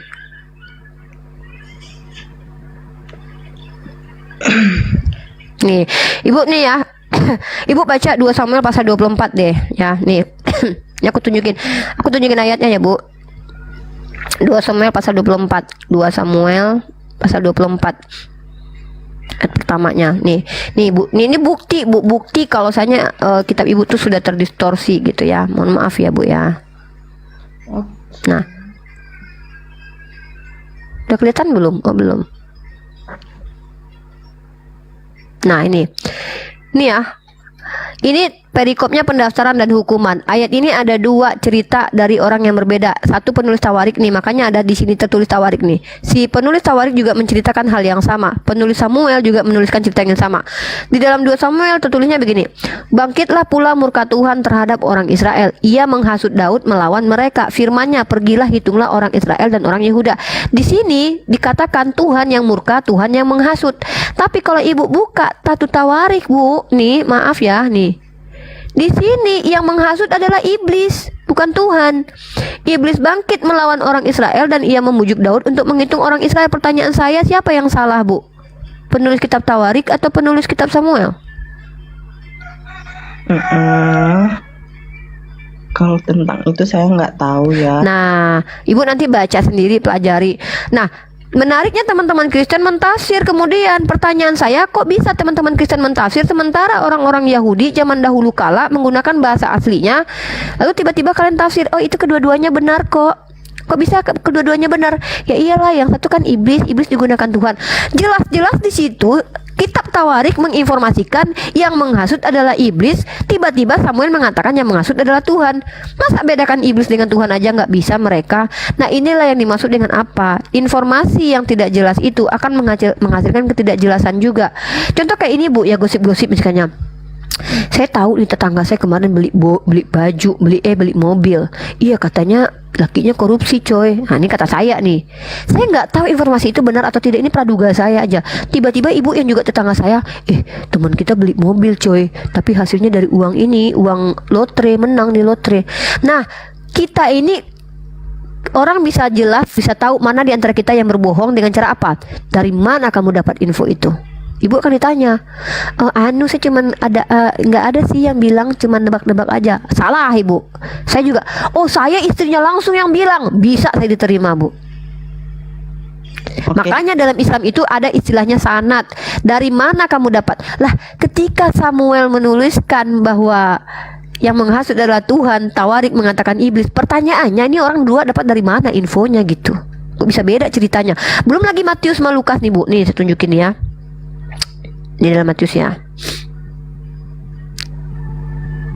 Ini jauh banget, Bu. Padahal Matius, Markus, Lukas itu katanya, tahu nggak Ibu, menurut scholar Ibu dalam 5 Gospel, Markus itu lebih dulu ditulis, yang lain menyadur, Bu, menyalin gitu. Makanya kalau ada ayat hilang-hilang dalam Matius dikatakan tidak asli ya. Ibu kalau lihat kitab Sabda nih ya, tidak asli. Nih contoh nih. Sebelum kita masuk ke sini ya, nih, saya kasih Ibu tunjuk satu deh. Ibu kalau buka kitab sabda.org nih, sabda.org misalkannya kan. Nah, ini nih saya tunjukin sama Ibu. Nih. Ini kalau Ibu lihat kayak gini nih ya. Ibu lihat nih sabda.org nih. Ibu klik nih sabda nih misalkannya kan. Nah, nanti kalau Ibu sudah klik ini sabda. Oh, bukan ini, guys. Mana nih, bukan ini, guys.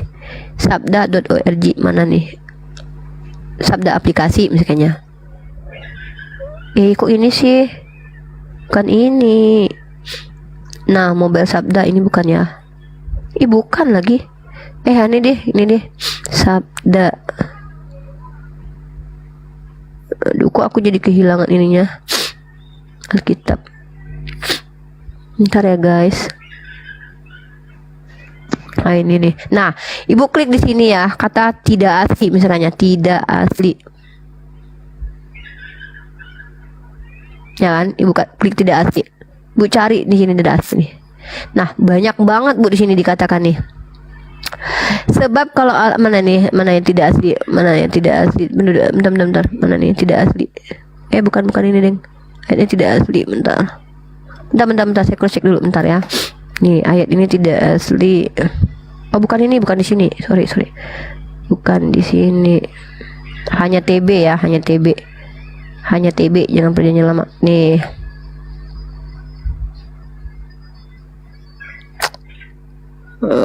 Yalah, tafsiran catatan. Nah, ini Bu ya contohnya, Bu ya, di tafsirannya Ibu lihat nih. Ini misalnya nih. Ayat ini tidak terdapat dalam kebanyakan naskah asli, dan sebab itu tidak juga dalam segala terjemahan. Kemudian ini, Yerusalem, kebanyakan naskah tidak memuat ayat ini, sehingga ternyata tidak asli dalam Markus. Nah, ayat ini tidak terdapat nih misalnya nih, Matius ini diambil dari Markus. Markus ini diambil dari mana nih? Ayat ini tidak terdapat dalam kebanyakan naskah dan sekiranya tidak asli. Ini Bu, ayat-ayat tidak asli Bu. Gimana mau dikatakan ini firman Tuhan? Banyak ayat ini tidak terdapat, tidak asli, tidak asli, tidak asli. Tidak asli, tidak asli. Nah, artinya ada pernyataan dari scholar kalian yang mengatakan bahwa ayat ini bukan berasal dari manuskrip yang tertua, tapi ayat itu disadur misalkannya. Nah, anehnya kemudian ketika diakui bahwa ada saduran ayat, kenapa ada kisah yang berbeda antara satu penulis dengan penulis lain? Contohnya seperti ini. Bentar ya. Ini contohnya kayak, aduh.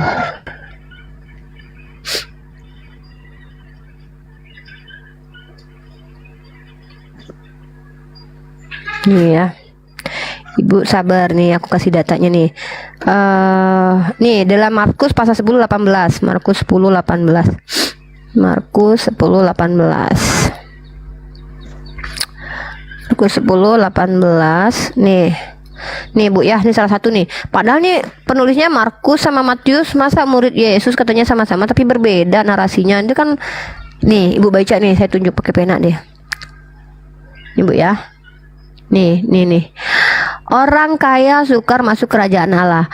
Pada waktu Yesus berangkat untuk meneruskan perjalanannya. Ini kan Ibu tahu nggak sih, ini si Markus lagi nyeritain sama Ibu nih ya. Ini kata si Markus begini nih. Pada waktu Yesus berangkat untuk meneruskan perjalanannya, datanglah seorang yang berlari-lari, mendapatkan dia sambil bertelut di hadapannya. Ia bertanya, "Guru yang baik, apa yang harus kuperbuat untuk memperoleh hidup yang kekal?" Berarti si Markus menyadur perkataan orang lain, maksudnya menukilkan perkataan orang lain. Maksudnya mendengarkan perkataan orang lain. Yesus menjawab, "Mengapa kau katakan aku baik? Tak seorang pun yang baik selain pada Allah saja," kata si Markus. Tiba-tiba kata si Matius, bentar. Ada seorang datang kepada Yesus dan berkata, "Guru, perbuatan baik apa yang harus kuperbuat untuk memperoleh hidup yang kekal?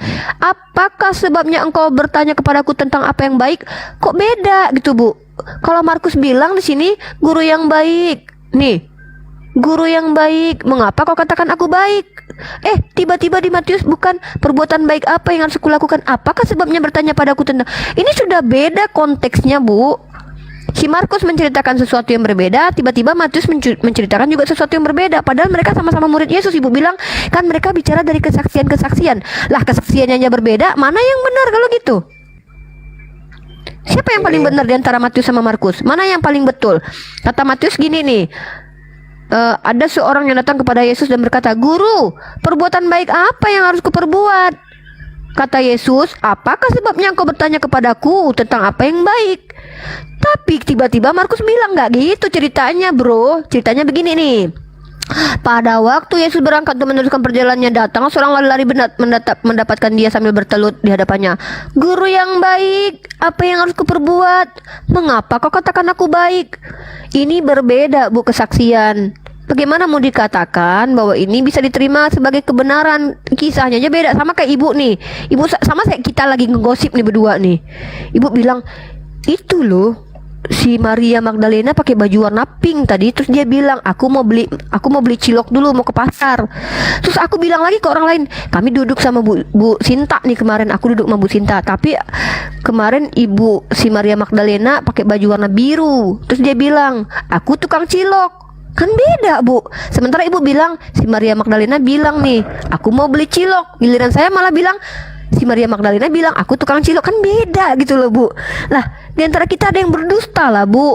Atau jangan-jangan dua-duanya kita berdusta karena kita sotoy songong sama tentang Maria Magdalena gitu. Karena kita sebenarnya nggak tahu tentang itu gitu loh. Gitu Bu. Oke, terima kasih Uni atas penjelasannya. Boleh nggak satu lagi pertanyaan? Boleh, 10 lagi juga boleh Bu, sampai besok. Kan besok hari Minggu Bu. Aku juga libur kuliah hari ini. Gini Uni, tadi kan kembali lagi ke tadi permasalahan awal, boleh nggak sih? Boleh. Balikin aja ke masalah awal. Oke, kan tadi saya mau tahu nih penafsiran Al-Quran di Indonesia itu diambil dari Bible atau sama juga dengan penafsiran Al-Quran di Arab Saudi diambil juga dari Bible nggak? Nah, jadi gini, ini metode penafsiran yang saya jelasin sama Ibu nih. Poin penafsiran adalah menjelaskan ini terkait tentang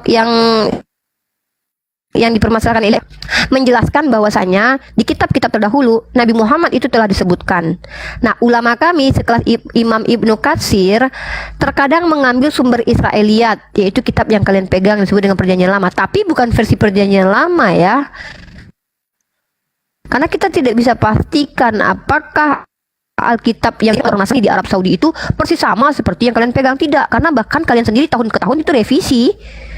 Kalian kan tahun ke tahun aja direvisi. Coba deh Ibu lihat, nggak usah jauh-jauh 1400 tahun lalu di zamannya Rasulullah ya. Ibu kembali aja deh ke beberapa tahun lalu, 1912 itu aja beda-beda Bu. Ada terjemahan lama, versi ND nih contoh nih. Nih saya kasih contoh lagi nih ya. Apalagi 1400 tahun lalu ketika kitab Nasrani atau kitabnya orang-orang Nasrani yang notabene-nya adalah mereka yang mengaku pengikut Nabi Isa dan mereka disebut dengan ahli kitab. Itu tidak mungkin juga sama seperti yang Ibu pegang. Nah, para ulama kami juga ada mengutip sumber Israiliyat itu. Masalahnya adalah kutipan-kutipan yang dibawa adalah untuk data komprehensif, tidak memastikan kebenaran Bu, tidak absolut. Contohnya dalam tafsir Ibnu Katsir katanya ada tulisan Paulus, padahal Imam Ibnu Katsir mengambil riwayat yang ada semua pada waktu itu. Menurut orang pada waktu itu riwayatnya ada, tapi nanti dikomentari bahwa itu sanadnya doif, itu tidak bisa dipakai. Sama kayak saya Bu, apakah arti iman? Iman menurut orang Kristen, saya tulis di jurnal saya. Menurut Kristen iman adalah Ibrani 1:11 bla bla. Menurut orang Hindu iman adalah dalam kitab Weda bla bla bla. Menurut orang Buddha dalam iman Tripitaka bla bla. Menurut orang Islam, nah tuliskan semua dong pendapat tentang iman. Tapi kemudian saya komentari dan 4 pendapat ini salah karena pendapat yang benar adalah Islam. Kenapa? Karena hanya di Islam kata iman itu ada, dalam kitabnya orang Yahudi tidak, dalam kitabnya orang Kristen tidak ada. Nah, berarti saya menuliskan tapi untuk membantah. Begitu juga dengan kami, dengan para ulama itu. Ulama itu menuliskan ini loh bukti, bahkan mereka sendiri ada loh di kitab mereka tertulisnya, bahkan yang terjemahan pun ada tertulis bahwa Yesus pernah berkata, aku akan meminta kepada Bapakku untuk mengutus roh kebenaran. Kan di situ konteks ayat yang diambil dalam Kemenak itu kan ayat-ayat yang menunjukkan ada terindikasi nubuatan tentang Nabi Muhammad gitu. Dan itu pun tafsiran Bu, tafsiran itu pun silahkan ditolak, silahkan diterima, tidak merubah esensi Al-Quran sendiri gitu. Kecuali berubah menjadi akidah nanti loh. Menurut ulama ini kami harus sholatnya harus seperti orang Kristen nyanyi-nyanyi. Nah, itu baru beda, itu masuk ke dalam usul atau sesuatu yang penting, krusial dalam iman. Itu hanya sekedar as you know aja, sekedar you tahu aja bahwa ternyata dalam kitabnya yang dipegang sekarang juga ada loh tertulis begitu, dan kita boleh percaya boleh enggak, boleh menolak boleh menerima gitu. Just for your information begitu Bu. Jadi tidak dijadikan absolut kebenaran. Ibu baca deh dulu tafsirnya itu. Baca dulu tafsirnya biar enak. Yang mengambil Bible itu cuman Enggak, kan saya sudah bilang Bu, ulama kami sekelas Imam Al-Qurtubi, Imam Ibnu Katsir juga banyak mengutip kisah Israiliyat. Jadi Bu, kitab kalian itu diistilahkan sebagai kisah dari Alkitab langsung gitu ayat-ayat. Oh bukan. Ingat Bu ya, kisah Israiliyat itu bukan hanya Bible aja. Orang Yahudi juga mengenal dengan Torah yang disebut dengan Torah CBLP. Makanya kalian kan nggak tahu. Orang Kristen itu kan taunya cuma kitab yang di kanon Yahudi. Sementara orang Yahudi itu punya Tanakh, Talmud, atau Midrash Mishnah. Mereka punya Bu. Jadi informasi tentang ketuhanan itu bukan hanya melulu dari kitab suci orang Yahudi loh Bu ya. Sama sebagaimana umat Islam bukan hanya dari Al-Quran, ada juga hadis, ada juga riwayat, ada juga sirah gitu Bu. Maka perkataan Tuhan itu tidak bercampur dengan perkataan manusia. Nah, jadi ketika umat Islam menuliskan menurut sumber Israiliyat, orang Yahudi ini mengatakan bahwasanya Daud itu adalah seorang yang mengambil istri orang, mengintip orang mandi. Nah, di Al-Quran dijelasin nanti di tafsir itu bahwa perkataan ini tidak diterima. Kenapa? Orang Yahudi tidak memiliki sanad. tidak tahu dari mana dia dapat informasi ini, ditolak gitu dalam Islam itu. Sama juga.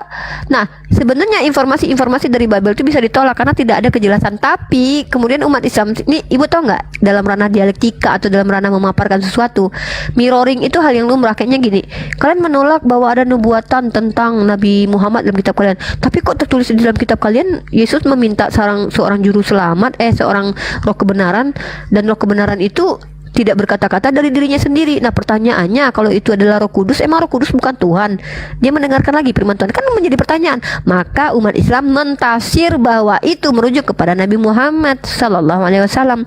Itu boleh ditolak, boleh diterima, Bu, tidak menjadi hal yang krusial gitu. Bahkan saya sepakat nih, kalau seandainya Kemenak untuk menghapuskan itu sebagai bentuk toleransi kita, sepakat, saya support, tapi dengan catatan adil dong orang Kristen. Kalian juga jangan sok-sokan tafsir kitabnya orang Yahudi gitu. Kalian ingin diperlakukan baik oleh orang Islam, misalkan yang nggak suka kitab kalian diambil-ambil, tapi kalian mencomot kitabnya orang Yahudi, mentafsirnya mengatakan bahwa itu nubuatan buat Yesus. Orang Yahudi meronta lah, oh tidak, kata orang Yahudi. Tapi kalian nggak mau mendengarkan kata-kata orang Yahudi, kalian bilang orang Yahudi yang salah, kalian yang benar. Sementara kitab Taurat itu untuk orang Yahudi, kan aneh kan? Nggak, kayak gini loh, kayak standar janda gitu loh, minta keadilan untuk kalian tapi kalian berlaku tidak adil kepada orang Yahudi begitu. Makanya saya bilang, saya sepakat tuh sama Elia tuh, tapi catatannya, Elia mampu nggak Bible itu tanpa mengutip kitab orang Yahudi, tanpa berbeda tafsiran dengan orang Yahudi? Nggak berani kan kalian, karena kalian butuh kitab perjanjian lama untuk mengukuhkan ketuhanan Yesus. Kami nggak butuh kitab kalian mengukuhkan kebenaran Al-Quran, karena itu segera just for your information aja gitu. Gitu, Bu. Oke, jadi cuman itu aja sih yang saya mau tanyakan ini. Boleh nggak mau kasih pesan, soalnya tadi aku baca-baca di bawah kayak Oh, itu jangan Bu, netizen itu maha benar, Bu, ya. Mereka kadang mengalahkan Tuhan dalam bersabda, Bu. Biarkanlah netizen itu menjadi bumbu-bumbu asmara dalam dialog kita. Ibu nggak usah pikirin netizen, Bu. Kalau kita mikirin netizen, Bu, pusing, Bu, kepala kita, Bu. Semua mereka ingin sesuai dengan kehendak mereka. Mereka adalah Ibu lihat nih, nggak Muslim, nggak Kristen gitu. Yang Kristennya omongannya itu luar biasa tuh, Bu, ya. Bahkan yang non Muslim, yang Muslim pun kalau seandainya mereka salah, tetap saya katakan salah. Mereka masuk neraka jahanam, Bu. Mereka itu orang-orang Islam yang berkata-kata tidak benar terkait tentang Yesus. Mereka melanggar Al-Quran. Perintah Al-Quran adalah jangan kau menghina sembahan orang lain. Wahai netizen yang dari Muslim, tapi kalau yang Kristen silahkan menghujat sambil tap-tap layar. Tapi ya, kalian kalau menghujat itu biar teraktualisasikan, kesel aku sama Syaripa gitu. Jadi kalian ada manfaatnya, biarin aja, Bu, nggak apa-apa. Karena gitu ibu akan tahu siapa yang punya Roh Kudus, siapa yang nggak punya Roh Kudus. Kalau dalam Islam nggak ada istilah Roh Kudus, Roh Kudusan, Bu. Dalam Islam kalian berkata-kata, kalian bertanggung jawab, lidah kalian akan dihukum nanti. Kalian itu dibangkitkan bukan jadi roh. Ingat wahai umat Islam, kalian dibangkitkan, tangan kalian yang gemulai itu yang mengetik perkataan-perkataan kotor itu akan dihakimi nanti. Yang berdosa tangan kalian, yang dihakimi ya tangan kalian ini, bukan roh kalian. Roh kalian mah nggak salah apa-apa, ya. Kalian gitu ya umat Islam ya. Jadi kalau yang ibu ini, Bu Sinta bertanya, beliau ingin tahu perspektif kita terkait kitab mereka di pandangan kita. Kita jujur sampaikan. Kalau beliau menolak ya nggak apa-apa, menerima ya alhamdulillah, kita la ikraha fiddin. Jadi kalau kalian menghina Ibu Sinta secara pribadi, kalian menghina Allah. Kenapa? Kalian telah menghina ciptaan Allah. Kan kita percaya kalau Bu Sinta ini ciptaan Allah. Maka lebih baik kalian berkasih sayang kepada Bu Sinta. Bisa jadi loh gara-gara akhlak kalian yang mulia karena Allah itu, Ibu Sinta tertarik belajar Islam sebagaimana yang terjadi di Eropa melihat akhlaknya orang-orang Palestina yang luar biasa, TOP-BGT itu. Tapi kalau kalian, gara-gara kalian nanti dibawa ngejek-ngejek Bu Sinta, kata Bu Sinta, amit-amit gua mau belajar Al-Quran nih, pengikutnya aja kayak begini katanya. Gara-gara kalian lah Bu Sinta tidak mau belajar Al-Quran. Astagfirullah. Iya, Bu. Jadi ini aku cuma mau kasih kata-kata dulu sama yang Kristen aja, bukan yang Islam. Boleh. Jadi saya mau mohon maaf ya sama teman-teman yang Kristen, kalau umpamanya dari tadi saya itu kayak tidak bisa menjelaskan secara benar apa yang Kristen punya gitu, karena memang saya dari awal mengatakan bahwa saya itu orang yang tidak terlalu paham dengan kitab-kitab jangankan kitab orang lain, kayak kitab kita aja. Aku kayak memang aku jujur kurang mempelajari hal itu. Jadi saya mohon maaf. Keren Ibu. Ya. Mohon maaf. Terbaik, kalau Ibu. umpamanya ada siapa yang sakit hati gitu ya. Jangan malu untuk belajar Bu. Bu, aku umur 36 tahun aja masih kuliah loh Bu, bayangin Bu. Ibu jangan malu untuk Ibu baca lagi Bible Ibu. Mana tahu sejak Ibu masuk ke rumah aku jadi Ibu tertarik baca Bible, Ibu jadi rajin baca Bible kan. Jadi ada hikmah buat Ibu. Satu lagi nih Bu ya. Rata-rata Bu, kalau ada teman Kristen yang di rumah aku ini sopan, santun, baik, biasanya diserang moten sendiri Bu biasanya. Tapi tenang aja Bu. Umat Islam kawal ibu ini. Kalau ada netizen julid dari Kristen yang menghina ibu ini, nanti kalian serang komen mereka. Jihad julid fisabilillah, nggak apa-apa. Jadi kita melindungi Ibu Sinta yang ingin tahu dari julid-julidnya orang-orang Kristen yang benci sama Bu Sinta. Karena dulu gitu Bu, saya tuh udah hampir 3 tahunan lah ya di TikTok ini. Kalau ada tuh Kristen yang sopan, baik, rajin menabung, rajin ke gereja gitu kan, rajin nyuciin baju suaminya gitu kan, itu dihantam sama Kristen sendiri Bu. Dibilang kamu tuh Muslim yang menyamar, kamu itu biasanya sih gitu. Jadi emang sih yang disukai sama Kristen, teman-teman Kristen yang berpolemik ini adalah orang Kristen yang bisa menyerang saya dengan menghina pribadi saya, ngata-ngatain saya, ngata-ngatain Allah. Saya tuh, mereka tuh hebat, lanjutkan perjuanganmu, kiamat, Sofiatul. Gitu Bu rata-rata. Tapi karena Ibu sangat luar biasa santun, makanya Ibu bersiap-siap diri saja untuk dihajar sama teman-teman Kristen Ibu. Tapi nggak apa-apa, teman-teman Muslim, Muslimah, mari kawal Ibu Sinta. Jangan kalian ikut-ikutan untuk menghina beliau. Dosa kalian tau nggak? Gitu. Terima kasih nih. Ya, Bu Sinta sehat selalu ya. Ibu mana tahu dari sini Ibu belajar Bible lagi dan menjadi Kristen yang betul-betul Kristen sejati seperti yang Ibu imani dalam kitab Ibu. Saya tidak mengislamisasi kok. Karena Islam itu lebih baik sedikit umat Islam Bu daripada umat Islam banyak tapi bak buih di lautan Bu. Tidak ada kualitas, kuantitasnya aja yang rame Bu, tapi memenuhi bumi Bu. Tapi nggak ada manfaat buat saudaranya yang lain Bu. Lebih baik sedikit seperti zamannya Rasulullah Bu. Islam itu sedikit tapi saling menguatkan, bermanfaat buat dunia Bu. Satu orang aja Bu, seperti Abdurrahman bin Auf, Islamnya satu orang aja, sedekahnya luar biasa Bu, miliaran Bu. Ketimbang sekarang Bu, umat Islam rame tapi mereka bak buih di lautan. Jadi saya nggak islamisasi lah. Lebih baik saya ajarkan Ibu untuk Bu, setelah dari sini Bu tempat saya, Ibu harus baca Bible Ibu. Kenapa? Kami umat Islam udah baca Bible Ibu nih. Ibu kapan lagi? Nanti kalau kami tanyain tentang Bible Ibu, Ibu kaget. Mendingan Ibu tahu duluan deh. Makanya saya ajak Ibu untuk belajar, Ibu baca Bible dulu. Nanti ternyata Ibu kaget, shock isinya begitu. Ibu baca dalam 2 Samuel pasal 12 ayat 11, kok Tuhan ngambil istrinya Daud terus dibagi-bagiin ke orang? Apaan ya? Kok ada anak kecil yang dibunuh dalam kitab Raja-Raja 42 orang hanya karena ngejekin Elia yang bilang botak, naiklah botak. Ibu kaget dong, shock kan? Nanti tiba-tiba Ibu lakukan perbandingan dengan baca Al-Quran. Adakah di Al-Quran ayat-ayat seperti itu yang berbunyi ada kata, kok di dalam kitab saya ada buah pelirnya ya? Kok di dalam kitab saya ada buah dadanya ya yang dijamah-jamah ya? Ketika Ibu membandingkan dengan kitab kami umat Islam, maka Ibu akan bernalar sendiri mana yang firman Tuhan, mana yang bukan.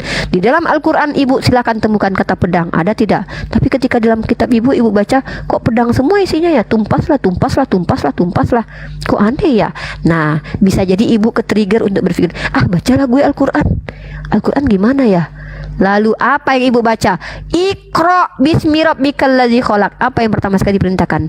Kalau you pengen tahu tentang Tuhan, kalau you pengen tahu tentang kebenaran, baca kata Al-Quran Bu. Oke. Nggak mungkin itu bukan firman Tuhan Bu. Ya, oke. Ini terima kasih ya. Iya Ibu. Sama-sama. Ibu minta maaf kalau ada kata-kata aku yang salah ya. Aku hanya manusia biasa. Oke. I love you Bu Sinta. I love you too. Iya, aku sayang banget sama Ibu Sinta ini. Masya Allah. Gimana nih cara turun? Oh, Ibu mau turun? Oke ya. Aku nggak ngekik ya, tapi aku turunkan. Ya. Masya Allah, Alhamdulillah, luar biasa ya. Aku salut dengan Ibu Sinta ya. Jarang-jarang ada teman-teman Kristen tuh yang sabar melihat mukaku ya. Jangankan melihat mukaku, dengerin suara aku gitu. Mereka lihat komal aku aja, langsung tantrum, kejang-kejang. Apalagi Bu Sinta luar biasa. Ibu Sinta adalah you all the best Bu Sinta. Nah, jadi kalau teman-teman Kristen seperti Bu Sinta ini, itu kita harus berlaku adil. Tidak boleh untuk menyerang keyakinan dia. Biarkan dia belajar sendiri karena hidayah itu datang dari Allah. Tapi kita boleh mengajak dia untuk berpikir, men-trigger dia untuk berpikir, men-trigger dia untuk baca kitabnya sendiri. Nah, nggak apa-apa. Tapi kalau dia malah ngikutin pendetanya, ya itu urusan dia, ya kan? Tapi secara manusiawi, manusia itu punya nalar. Setiap manusia itu sudah punya mantiknya masing-masing, logikanya masing-masing. Hanya saja kemudian apakah dia akan bersandar kepada orang yang benar mantiknya, atau dia tidak bersandar kepada orang yang benar. Contoh, dalam logika sederhana, ketika kita percaya Tuhan itu maha kuasa, masa kemudian Tuhan itu mengecil, menciut? Nah, ini namanya penghinaan terhadap keyakinan kita sendiri. Itulah dalam Islam, ya. Nah, jadi mungkin saya bicaranya cepat karena itu adalah kekurangan saya. Tetapi saya berharap Ibu Sinta itu dibimbing oleh Allah untuk menyaksikan kembali. Ya, kita kan nggak tahu, ada kata-kata saya yang bisa menjadi asbab dia, saya pengen baca Bible deh. Nah, bisa jadi ketika dia baca Bible, justru Bible lah yang menjadi asbab dia mengenal Islam. Wallahu a'lam bishawab. Sama seperti Elia tuh. Thanks to Elia. Gara-gara Elia, Pak Donditan menjadi terkenal sekarang di mana-mana.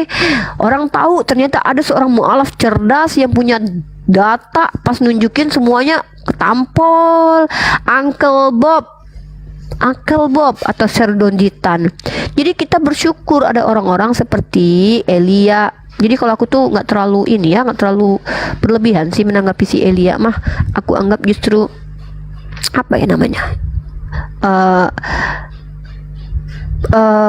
banyak hikmah dari Elia yang kita dapat. Begitu. Ustadz Kenama gitu.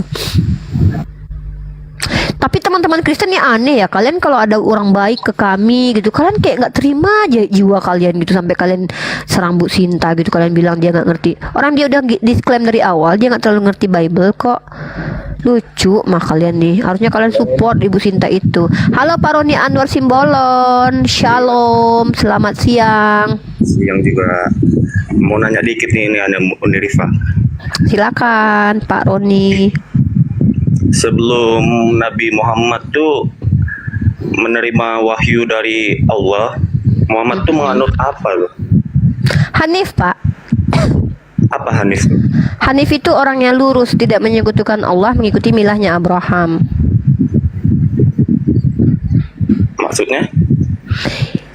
Jadi Bapak harus tahu ya. Saya tunjukin bukunya dulu deh. Bapak ada suara-suara di situ ya. Oh iya ya, ada. Bapak ada suara-suara di situ. Ntar ya, mana ya buku sejarah Arabku? Ntar ya Pak ya. Aduh, nggak ketemu Pak bukunya. Oh ini ya, Philip Kahiti. Oh bukan deh. Nggak ketemu bukunya. Ini nih. Bapak misalkannya kalau seandainya mau tahu tentang sejarah peradaban Bapak itu ilmu antropologi ya. Antropologi ini antropos dan logos. Ilmu yang mempelajari tentang peradaban manusia atau manusia itu sendiri. Ini Bapak baca. Ini ditulis oleh Philip Kahiti. Bukan muslim ya. Dia menceritakan bagaimana perkembangan Arab sebelum Islam dan Arab after Islam. Nah, di buku ini bahkan dijelaskan bahwasanya sebelum Islam ada, sudah ada satu kerajaan Islam yang disebut dengan kerajaan Nabatea. Kerajaan Nabatea ini banyak beberapa skolar atau beberapa orang menyangkut pautkannya dengan Nebayot, anaknya Ismail. Nah, bahkan seorang pader gereja sendiri Theophanes, bahkan bukan Theophanes, di dalam buku Magnum Opusnya Santo Jerome itu di abad ke-300 tuh. Dia juga mengatakan bahwa Arab itu adalah disebut dengan Saracenit dari kata Sara yang ada kaitannya dengan Ismailit. Nah, maka secara ilmu antropologi kita paham bahwa orang-orang Arab ini mewarisi ajaran dari Ismail alaihi salam, yang adalah bagi kami umat Islam salah satu nabi kami. Nah, ketika Ismail alaihissalam ini, beliau itu diyakini keturunannya menyebar di Jazirah Arab itu, maka kami percaya beliau mewariskan ajarannya, yaitu ajaran sama seperti, Masya Allah Bang Neflos, ajarannya sama dengan ajaran Nabi Ibrahim alaihissalam. Begitu juga dengan Ishak dan keturunannya, mereka mengikuti ajaran bapaknya, yaitu ajaran menyembah kepada Tuhan yang benar. Kita nggak usah klaim dulu deh Tuhan yang benar itu siapa, jangan itu dulu. Kita bicara dulu nanti tentang bagaimana orang Arab ini berkeyakinan. Nah, Ismail ini keturunannya sampai kepada baginda Rasulullah Muhammad SAW. Nah, keturunannya, nenek moyang dari baginda Rasulullah ini adalah pengikut ajaran dari Bani Ismail, dari Ibrahim ini. Mereka mengikuti milahnya Abraham. Hanya saja berjalannya waktu, ada orang-orang kemudian yang mendistorsi ajaran ini, yaitu dengan apa? Menyembah kepada berhala, seperti yang dilakukan oleh pertama sekali Amru bin Lu'ay, mengambil berhala-berhala, meletakkannya di Ka'bah yang diyakini sebagai tempat yang pernah dibangun oleh Nabi Ibrahim alaihissalam.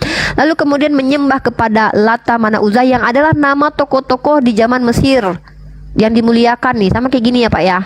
Ini di zamannya sebelum Nabi Muhammad SAW itu ada satu tokoh yang sangat bagus, baik, rajin sholat, rajin menabung misalnya, sering mandi 3 kali sehari gitu kan, sering bagi-bagiin makanan karena dia terlihat baik kayak Mahatma Gandhi gitu. Dibikinin patungnya Pak, kemudian disembah. Itulah banyaknya ajaran nabi-nabi ini terdistorsi gara-gara manusia kecenderungan menyembah kepada makhluk.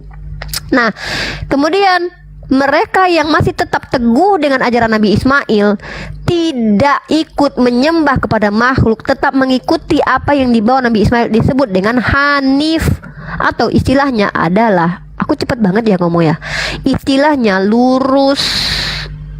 Makanya Nabi Muhammad tidak pernah menyembah kepada Lata, Mana, Uzza. Tapi orang Arab pada waktu itu sudah mengenal Allah sebagai Tuhan sembahan yang tidak memiliki berhala sama sekali. Jadi Nabi Muhammad itu mengikuti milahnya Abraham. Bagaimana dengan Sayyidah Khadijah? Beliau mengikuti keluarganya yang adalah seorang ahli kitab dari kalangan Nasrani. Apakah Nasrani ini semuanya kafir? Tidak. Ada yang betul-betul mengikuti ajaran Nabi Isa. Disebut dengan apa? Muslim juga. Kenapa dipanggil Nasrani? Karena mengikuti orang dari Nazaret bernama Nabi Isa. Begitu. Silakan Pak. Jadi intinya aja Bu.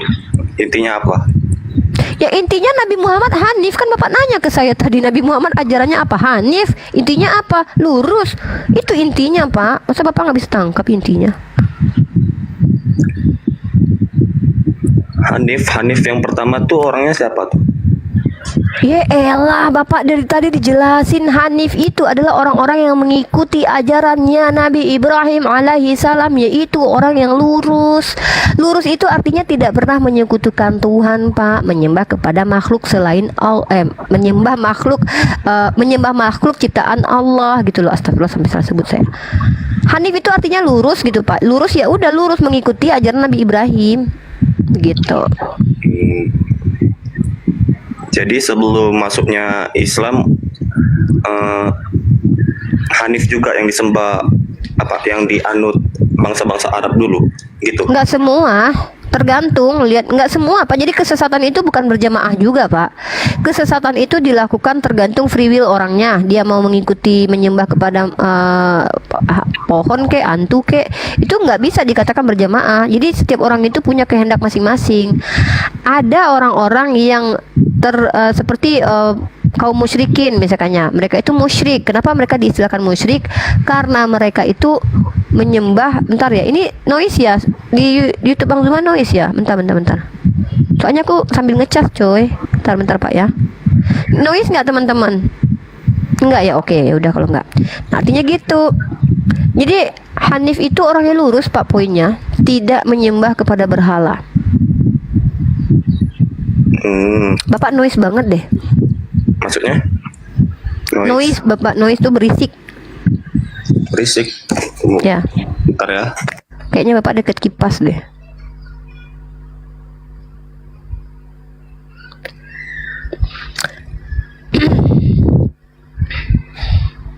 Gitu ya Pak ya. Dan ajaran Hanif ini sejalan dengan ajarannya Nabi Ibrahim dan Nabi Muhammad, tetapi syariatnya belum diberikan karena Nabi Muhammad belum menjadi Rasul. Ini udah Karena kan namanya ajaran terdahulu itu saling ada benang merahnya, Pak. Ada benang merahnya semuanya, tidak ada yang konsepnya tetap sama, Tuhannya tetap sama. Nabi Isa itu Tuhannya sama dengan Tuhan yang disembah oleh Nabi Muhammad, sama dengan Nabi Musa alaihissalam. Ajarannya ya satu, itu apa? Mentauhidkan Allah. Makanya ada dalilnya dalam Al-Quran surah Al-Baqarah itu. Ya lanjut Pak, apa yang mau ditanyain lagi? Allah itu gelar atau nama?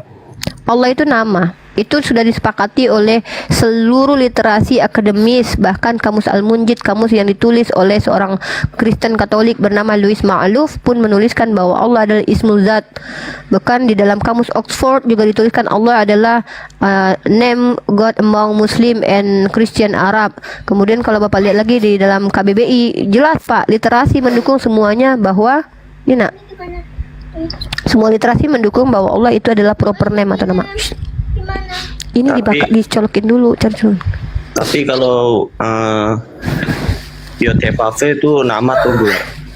Nah, Yod-Heh-Vav-Veh itu menurut orang-orang Yahudi itu adalah nama. Tapi kalau Bapak rujuk Sadia Gaon, seorang rabi Yahudi, ketika menerjemahkan kitab suci Tanakh, kitab sucinya yaitu Tanakh ke dalam bahasa Arab, dia menyepadankan Yod-Heh-Vav-Veh dengan Allah. Masalahnya adalah ada pertanyaan kemudian, orang Yahudi menyebut nama Tuhannya tidak boleh sembarangan. Tiba-tiba mereka menulis nama Tuhannya sembarangan. Ini agak aneh ya. Mereka nyebut nama Tuhannya aja Adonai sama Hashem, karena nggak boleh nyebutin nama Tuhan sembarangan. Tiba-tiba mereka tulis di sembarangan di kertas yang bisa disobek orang, bisa dibakar orang, bisa diinjak orang. Itu agak aneh juga sih menurut saya. Bahkan tidak ada satupun orang Yahudi yang menyebutkan nama Tuhannya itu dengan lafaz Yahweh atau Yahweh. Hanya orang Kristen aja yang mampu melakukan itu. Sampai sekarang tidak ada satupun manusia yang pernah mendengar orang Yahudi menyebut nama Tuhannya dengan nama Tetragrammaton itu, Pak. Sampai sekarang. Makanya orang Kristen pun punya tafsir sendiri terkait tentang nama itu. Ada yang mengatakan Yahweh, ada yang mengatakan Yahweh. Bahkan ada perbedaan-perbedaan tuh. Kalau menurut Uni, saksi Yehova itu gimana? Saksi Yehova ini saya anggap orang-orang yang mencoba untuk sinkretisme sih. Sorry ya, saya harus jujur ya. Kenapa? Sinkretisme itu adalah mencampurkan ajaran-ajaran supaya untuk jadi gini, oke, agama lu sama kok kayak agama gue gitu. Itu sinkretisme itu yang dilakukan Amr bin Lu'ay, Samiri juga. Dan mohon maaf, saya punya data, Paulus juga mencampurkan ajaran pagan Romawi dengan ajaran Yahudi sebenarnya. Bapak kalau lihat itu kutipan Paulus terkait dengan tentang bahwa kita adalah keturunan ilahi, itu bukan perkataan Yesus tapi perkataan Epimenides di abad ke-6 sebelum Masehi. Sebagai seorang filsuf dan peramal, dia menuliskan mengajarkan kata-kata itu kepada orang di Athena yang adalah orang Yunani pada waktu itu. Jadi seolah-olah kayak apa yang dikatain filsuf lu sama aja, gue juga percaya itu. Nah, itu namanya sinkretisme, mencampurkan ajaran. Dan itu tidak benar. Dalam Islam itu diperintahkan wala talbisul haqqo bil batili. Jangan kau campurkan yang hak dengan yang batil. Ih, si Mbak Muti masak jadi bu cabe, maaf ya agak bersin aku. Seperti itu Pak Roni. Paham gak kira-kira apa yang saya jelasin? Paham sih, tapi kecepatan suara itu. Oke. Saya coba untuk slow motion ya perkataan saya, tapi Bapak coba poin yang Bapak ingin tahu apa biar saya slow motion. Tentang saksi Yehova ini, dia Kristen atau tidak? Gini Pak, saya tidak berhak untuk menghakimi orang oneness, tidak berhak menghakimi orang Tritunggal, tidak berhak menghakimi orang Unitarian, tidak berhak menghakimi orang Marcionisme, tidak berhak menghakimi orang Netzarim, orang Nasrani yang mengaku dari kalangan Yahudi melaksanakan ajaran Torah tapi menuhankan Yesus. Saya tidak berhak membahas tentang memberikan pandangan terhadap Sabelia, orang-orang mengikuti ajaran Sabelian. Aku juga nggak berhak mengatakan banyak hal terkait tentang orang-orang monofisit atau Ebionit atau Basilides. Nggak berhak Pak. Saya nggak punya kapasitas itu. Dalam Islam itu Pak, seseorang itu bisa dikatakan sesat atau bidat kalau yang dipahaminya itu bertentangan dengan jumhur mayoritas ulama dan bertentangan dengan Al-Quran dan hadis, maka dia masuk kategori bidat. Karena bidat atau bid'ah itu berasal dari bahasa Arab, dari sesuatu yang belum pernah ada. Makanya kami para Islam itu ada perbedaan pendapat nih. Contoh, oh kalau ini bid'ah, ini nggak boleh. Oh kalau ini nggak apa-apa, ada bidah hasanah, ada sesuatu yang tidak pernah dilakukan tapi baik. Contoh menulis Al-Quran, menjadikannya satu mushaf. Padahal menulis Al-Quran sudah ada zaman dulu gitu. Tapi menjadikannya satu mushaf belum ada, karena itu termasuk sesuatu yang baru. Apakah itu dosa? Oh ternyata tidak, karena itu baik. Baik dalam artian baik untuk menyimpan, mendokumentasikan Al-Quran. Tapi ternyata contohnya, oh kemudian kita pergi ke kuburan yuk. Ngapain? Kita berdoa di kuburan, kita sambil joget-joget di kuburan, sambil kita berdoa la ilaha illallah, terus kita goyang-goyang di kuburan. Siapa yang ngajarin? Nabi aja nggak ngajarin, nggak ada. Sahabat ngajarin nggak ada. Tabiin ngajarin nggak ada. Tabiut ngajarin nggak. Tabiin nggak ngajarin. Ngapain diikutin? Siapa yang ngikutin? Nggak tahu siapa yang kok dijalani. Nggak bisa itu, makanya itu disebut dengan sesat. Jadi Bapak kalau tanya sama saya tentang saksi Yehova, salah kaprah. Bapak mending tanya sama pendeta Bapak gitu. Jangan sama saya. Tanya lagi bisa nih. Boleh Pak. Bagusnya sih tanya tentang Islam sih Pak.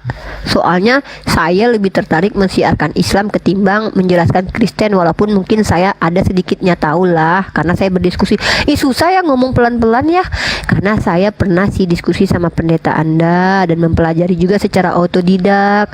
Tapi saya lebih tertarik menjelaskan tentang agama saya Islam kepada orang Kristen biar kalian gak salah paham gitu. Ini mending tanya tentang Islam aja. Ya sih kalau Bapak tanya tentang Bible, saya ada sedikit tahunya juga, tapi lebih baik tanya tentang Islam.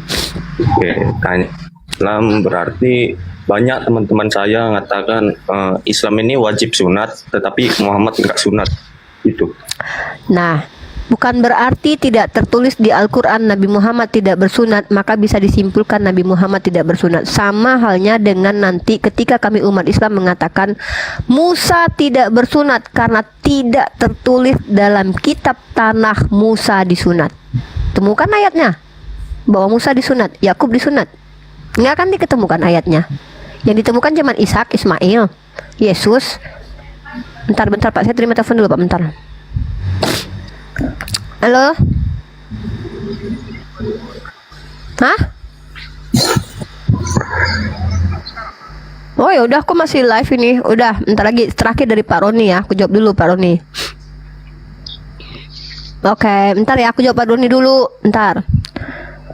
Nah, jadi kalau kita katakan sesuatu yang tidak tertulis dalam kitab suci maka artinya tidak ada, itu blunder Bapak nanti. Karena bisakah Yesus dikatakan tidak cebok ketika buang air besar karena tidak tertulis bahwa Yesus cebok? Enggak. Al-Quran itu bukan biografi.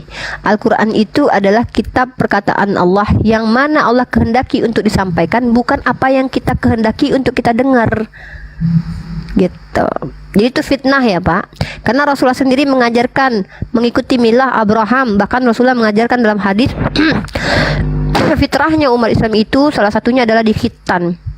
Rasulullah adalah suri tauladan.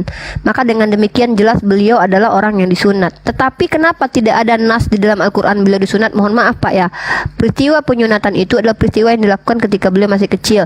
Tidak mungkin dituliskan di dalam Al-Quran, karena mohon maaf, tidak ada orang yang melihat kemaluan beliau lalu menceritakan kemaluannya, karena ini penghinaan kepada Nabi. Ini sama nanti kayak Yesus disunat hari ke-8. Yang nyunatin siapa? Yang lihat burungnya Yesus siapa? Astagfirullah, maaf ya Pak. Ini kan sesuatu yang sangat-sangat tidak pantas, tidak layak kepada seorang nabi gitu. Nah, dalam Islam sendiri ada dua dalil yang memang ulama berbeda pendapat. Ada yang mengatakan beliau itu sudah disunat sejak dari lahir. Kemudian yang mengatakan beliau disunat ketika kakeknya di umur keberapa gitu kakeknya. Tapi kalau kita rujuk, ternyata orang Yahudi juga percaya Musa itu tidak tertulis disunat karena dia sudah disunat dari lahir. Bahkan orang Yahudi dalam Torah CBLP-nya mengatakan ada beberapa tokoh yang sudah disunat sejak dalam kandungan atau sejak lahir gitu. Salah satunya Noah, kemudian Adam termasuk nggak ya? Yakub, Musa gitu. Mereka percaya itu, sama sebagaimana kami juga percaya ada beberapa tokoh yang sudah disunat sejak lahir gitu. Kalau lebih seperti itu. Tapi Kristen nggak tahu itu. Kenapa? Kalian kan cuma dapat kitab tanah aja. Kalian nggak dapat Torah CBLP-nya atau Torah lisannya. Ya silakan Pak. Ada lagi mau ditanyain? Uni bisa jelasin Yohanes 1:1 gimana kalau menurut Uni? Menurut Yohanes 1 ayat 1 itu adalah perkataan yang bukan Yesus yang bicara, karena di situ tintanya bukan merah. Tapi itu adalah menurut orang Kristen itu adalah surat Yohanes. Pertanyaannya, Yohanes dapat dari mana itu Yohanes murid Yesus? Kalau Yesus tidak pernah bicara seperti itu, kenapa berani-beraninya Yohanes menuliskan itu? Siapa yang memberitahu kepada Yohanes bahwa pada mulanya firman, firman bersama Allah, dan firman adalah Allah? Kalau memang itu perkataan Yesus, kenapa tidak ditulis warna merah tintanya? Kenapa warna hitam? Emang siapa Yohanes sehingga dia tahu kalau firman itu adalah Allah? Kapan Yesus mengatakan seperti itu? Lalu Santo Agustin dalam bukunya apa ya, ini bukunya? Nih aku tunjukin bukunya. Duh ya Allah. Sorry ya, soalnya mbak aku lagi masak, jadi dia goreng cabe. Ini aku tunjukin ya. Nah, dalam buku The Confession of Saint Augustine, Christian Classic Ethereal Library, Santo Agustin. Nah, di dalam halaman ke-152-nya dia menuliskan bahwa certain book of the Platonists translate from Greek. Nih, aku bacain terjemahannya aja ya. Nih aku udah terjemahin nih.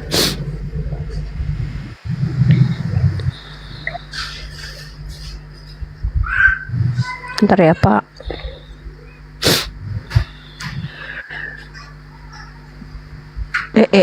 Mana nih? Nih, kalau kita baca ya.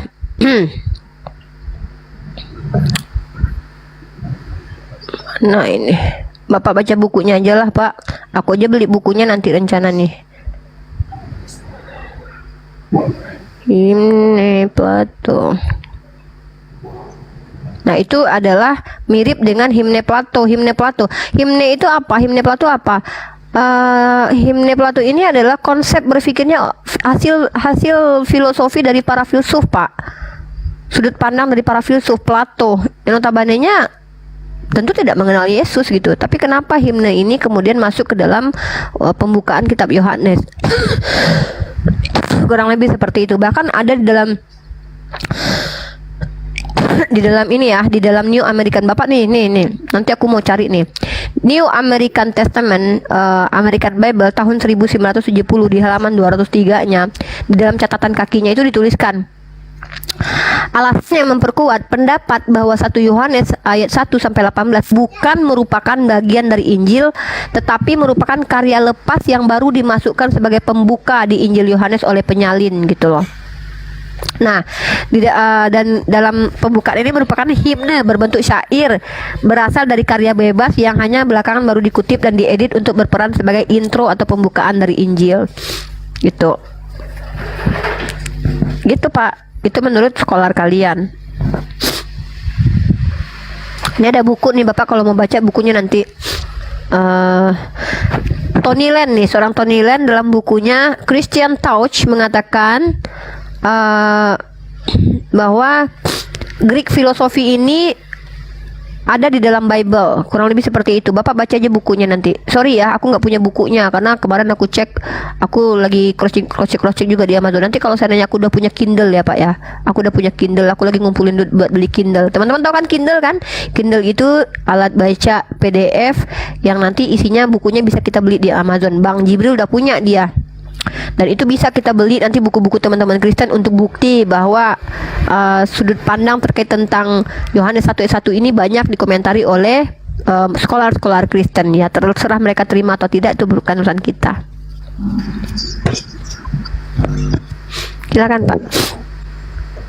Uni percaya nggak kalau Islam muncul pada abad 7 dari Semenanjung Arab?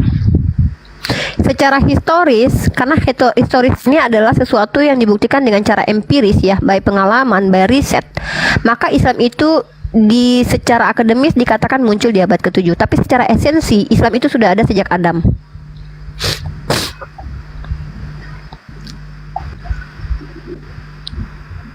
Karena Islam sendiri Nabi Ibrahim sendiri di Al-Quran, bukan, dalam Al-Quran dikatakan Nabi Ibrahim itu adalah Muslim. Bukan tafsiran, itu pernyataan eksplisit dari Al-Quran. Tetapi tentu ketika orang di luar Islam mempertanyakan ini, kami harus menyampaikannya secara apa? Baik komprehensif, data yang merujuk kepada hasil sekolah juga kami sampaikan. Secara esensi misalnya, secara etimologi, secara terminologi, secara aksiologi, Islam itu sudah ada. Dan itu bisa dilihat dari bagaimana cara umat Islam dan umat-umat sebelumnya menjalankan ibadahnya. Contoh, orang Yahudi punya tefilah, Pak, kami juga sholat. Mereka punya mentahirkan diri, kami juga berwudu. Mereka ada kosher, kami juga ada pengharaman. Mereka juga puasa, kami juga puasa. Mereka ada sholatannya, kami juga sholat. Mereka itu tidak memakan babi, kami juga tidak. Tuhan mereka itu esensinya tidak terlihat, tidak terjiwantahkan, ya kami juga seperti itu. Maka sebenarnya benang merahnya sudah bisa kita tarik. Mereka percaya Musa, kami juga percaya Musa. Mereka percaya Abraham, kami juga percaya. Esensinya secara terminologi, etimologi, aksiologi sama. Bahkan orang Yahudi sendiri mengatakan konsep ketuhanan kita sama kok. Rabi Sadiagawan sendiri menerjemahkan tanah ke dalam bahasa Arab, menyepadankan kata Yod Hevav dengan kata Allah. Padahal Yod Hevav kan adalah proponem menurut mereka. Nah, jadi artinya apa? Secara esensi Islam itu sudah ada sebelum Hanif itu adalah orang-orang yang mengikuti mila Abraham, Pak. Dan mereka kalau seandainya mereka Aslam ya disebut dengan Muslim. Tapi kalau seandainya secara historis, iya Islam muncul karena Nabi Muhammad hadir di abad ke-6. Ini kita pakai akademis ya. Gitu. Coba diamkan dulu adiknya dulu. Coba diam dulu. Jadi kan Abraham punya dua anak ya, Ismail sama Ishak gitu. Sebenarnya Abraham itu punya banyak anak, Pak. Bapak kalau lihat deh, bahkan menurut Yahudi dia menikah dengan Ketura itu disebut dengan Hagar ya. Ada juga yang mengatakan tidak. Dia memiliki banyak anak, bahkan dia punya gundik. Yang di Alkitab saya itu dua. Di kitab Bapak itu, di kitab Bapak itu mana? tertulisnya. Tuh Bapak baca nih. Nih Bapak baca nih. Aduh saya nih kalau udah bau cabai nih hidung saya meler nih. Yang unik bilang Hagar tuh dari mana apanya? Ya Datanya. ini saya mau lagi buka. Sabar ya.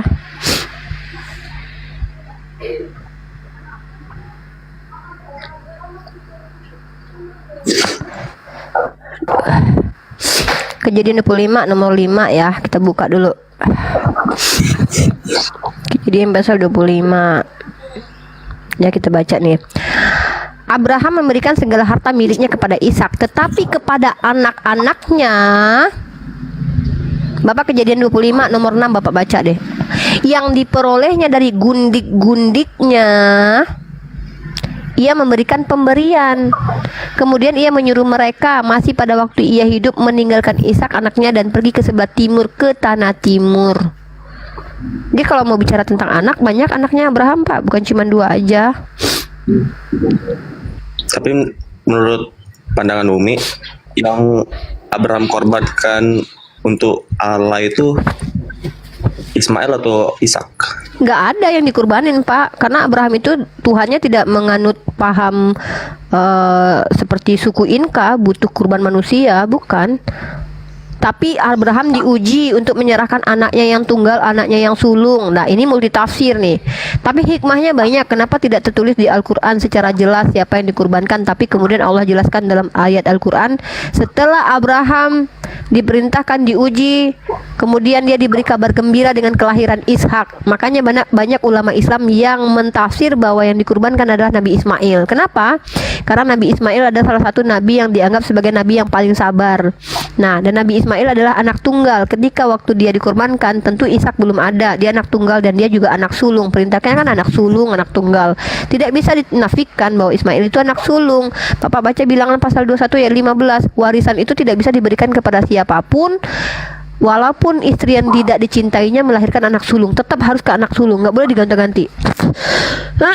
Nah, kemudian kalau kita lihat lagi dalam kitab Bapak, perintahnya itu kan anak sulung sama anak tunggal.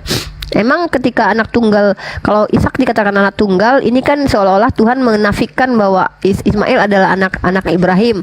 Nah, di sini yang ini akan memiliki konsekuensi logik terhadap sifat Tuhan nih. Apakah Tuhan itu mau mengatakan anak budak bukanlah anak dari Abraham gitu ya? Terserah sih kalau ada orang yang percaya Tuhan seperti itu. Tapi saya tidak percaya Tuhan itu rasis ya. Karena yang namanya anak tunggal ya udah anaknya satu-satu doang. Nah, Abraham itu punya Ismail. Dia tidak mustahil dikatakan Ismail anak tunggal karena belum ada Ishak. Ishak tidak bisa dipungkiri lahir setelah Ismail. Tapi orang Yahudi menganggap Ishak. Kenapa wajar mereka menganggap Ishak yang dikurbankan? Karena mereka itu keturunan dari Ishak. Wajarlah mereka membangga-banggakan keturunan mereka, hanya mengambil dari Ishak, Yakub sampai ke mereka dan Yehuda. Cobalah Bapak lihat di orang Yahudi, mana ada terlalu banyak menceritakan suku Benyamin, menceritakan suku Dina tidak diceritakan, suku Ruben tidak diceritakan. Yang mereka ceritakan pasti tentang Yehuda aja. Mereka Yahudi karena mereka membanggakan nenek moyang mereka lah. Makanya wajar yang ternama itu dalam kitabnya kalian yang ditulis oleh orang Yahudi sendiri ya Yehuda, Yakub, Ishak, Abraham. Mana ada di situ Yusuf diceritakan? Padahal Yusuf salah satu anaknya Yakub loh. Mana ada Yusuf diceritakan terlalu banyak, Benyamin diceritakan terlalu banyak. Yang diceritakan banyak tuh ya Yehuda kehidupannya. Yehuda gimana Yehuda? Ya wajar lah yang nulis kitabnya adalah orang-orang Yehuda, orang Yahudi gitu, keturunan Yehuda. Nah, bahkan dengan terbukti secara psikis aja penulis kitab sucinya adalah keturunannya, ya pasti yang dibangga-banggakan ya nenek moyangnya lah. Mustahil dia membanggakan nenek moyang orang lain gitu. Nah, itu kenapa Nabi Isa itu lahir tanpa bapak dalam perspektif Islam. Kenapa? Untuk membuktikan bahwa Tuhan itu memuliakan orang bukan karena nasabnya, tapi karena memang dia pantas dan layak untuk dimuliakan. Makanya Nabi Isa itu tidak bisa dikatakan orang Yahudi karena dia nggak punya bapak. Mamanya oke lah dibilang orang-orang keturunan Bani Israel ya kan, tapi dia enggak gitu. Anehnya menurut Kristen dia adalah orang Yahudi gitu. Tapi orang Yahudi dari keturunan bapak tirinya, bukan dari dia sendiri gitu. Itu lucunya begitu. Sebenarnya hikmahnya Nabi Isa ini tidak punya ayah adalah banyak hikmahnya. Apa hikmahnya? Menunjukkan kepada seluruh Bani Israel yang tegar tengkuk gitu, yang membanggakan nasab, bahwa Tuhan itu berhak memberikan rahmat dan kasih sayangnya kepada siapapun yang dia kehendaki. Makanya banyak dalil di Al-Quran seperti itu. Mereka nggak terima Nabi Isa ini. Kenapa? Karena bukan bukan orang yang mereka tunggu. Mereka tuduhlah Nabi Isa anak hasil zina. Mereka tuduhlah Nabi Isa ini adalah penyihir. Mereka tuduhlah Nabi Isa ini pengajar sesat. Padahal Nabi Isa ini memang bukan keturunan orang yang nggak bisa dikatakan keturunan Yahudi lah, orang dia nggak punya bapak. Tradisi Arab, tradisi Yahudi itu nasabnya itu sampai ke bapak. Makanya tidak ada istilahnya 13 suku Israel. Padahal Israel itu punya anak 13, Dina. Tapi Dina tidak disebutkan. Gitu. Karena tidak ada nasab dari perempuan. Tiba-tiba Kristen mengatakannya keturunan Yahudi. Gitu. Gimana menurut Bapak? Jelas. Tapi menurut Uni ini wahyu yang di Alkitab kami dengan wahyu yang diterima Muhammad tuh gimana? Kok saya percaya masih ada sisa kebenaran dalam kitab yang diklaim sebagai Torah, Zabur, Injil oleh orang Kristen sekarang ini, karena yang namanya ajaran itu Pak mustahil hilang sedemikian rupa begitu saja, karena orang Yahudi itu memiliki tradisi lisan. Tradisi lisan ini adalah sama seperti ajaran Islam di mana firman Tuhan itu dihafalkan. Orang Yahudi juga menghafalkan nasab. Orang Yahudi juga menghafalkan ajaran-ajaran. Itu kenapa ada Torah Sebiktaf dan Torah Sebealpeh. Torah Sebiktaf adalah Torah yang tertulis yang diterjemahkan oleh orang Yahudi katanya loh ya, di zaman Raja Ptolemy, yang sampai sekarang kita tidak tahu siapa yang menerjemahkan itu. Dari bahasa Ibrani diterjemahkan ke bahasa Yunani yang disebut dengan Pentateuch atau 5 kitab Musa atau Septuaginta itu yang sudah ada 3 abad sebelum Masehi. Nah, kemudian setelah itu orang Yahudi menolak kitab itu sesuai dengan apa yang mereka imani, karena di situ banyak menurut mereka perubahan sesuatu yang tidak masuk akal dan tidak sesuai dengan keyakinan mereka. Makanya mereka punya Torah teks Mesorah, di mana banyak perbedaannya dengan teks Septuaginta. Kalian Kristen pegang teks Septuaginta, Yahudi pegang teks Mesorah. Yahudi Samaritan pegang teks Samaritan. Nah, itu berbeda-beda gitu, banyak hal-hal yang berbeda. Lalu kami umat Islam bagaimana? Parameter kebenarannya adalah Al-Quran, Pak. Dalilnya jelas di Al-Quran bahwa kami memperlakukan kitab kalian itu sebagai informasi yang harus dikaji ulang gitu, dan kalau sesuai dengan Al-Quran kami terima, kalau tertolak sesuai Al-Quran kami tidak terima gitu. Nih. Tapi Alkitab katanya sudah sepenuhnya diubah menurut teman-teman Islam? Coba saya bacakan dalilnya kepada Bapak ya. A'udzubillahi minasyaitonirrajim. Bismillahirrahmanirrahim. Fawailul lilladzina yaktubunal kitaba biaidihim summa yaquluna hadza min indillah. Allah melaknat orang-orang yang telah menulis kitab dengan tangannya. Ini bukan berarti cuma tulis kitab dengan tangannya, tapi memasukkan sudut pandang ajarannya yang dibawa lalu mengatakan itu dari Tuhan. Artinya Pak, tidak bisa dikatakan dirubah 100%.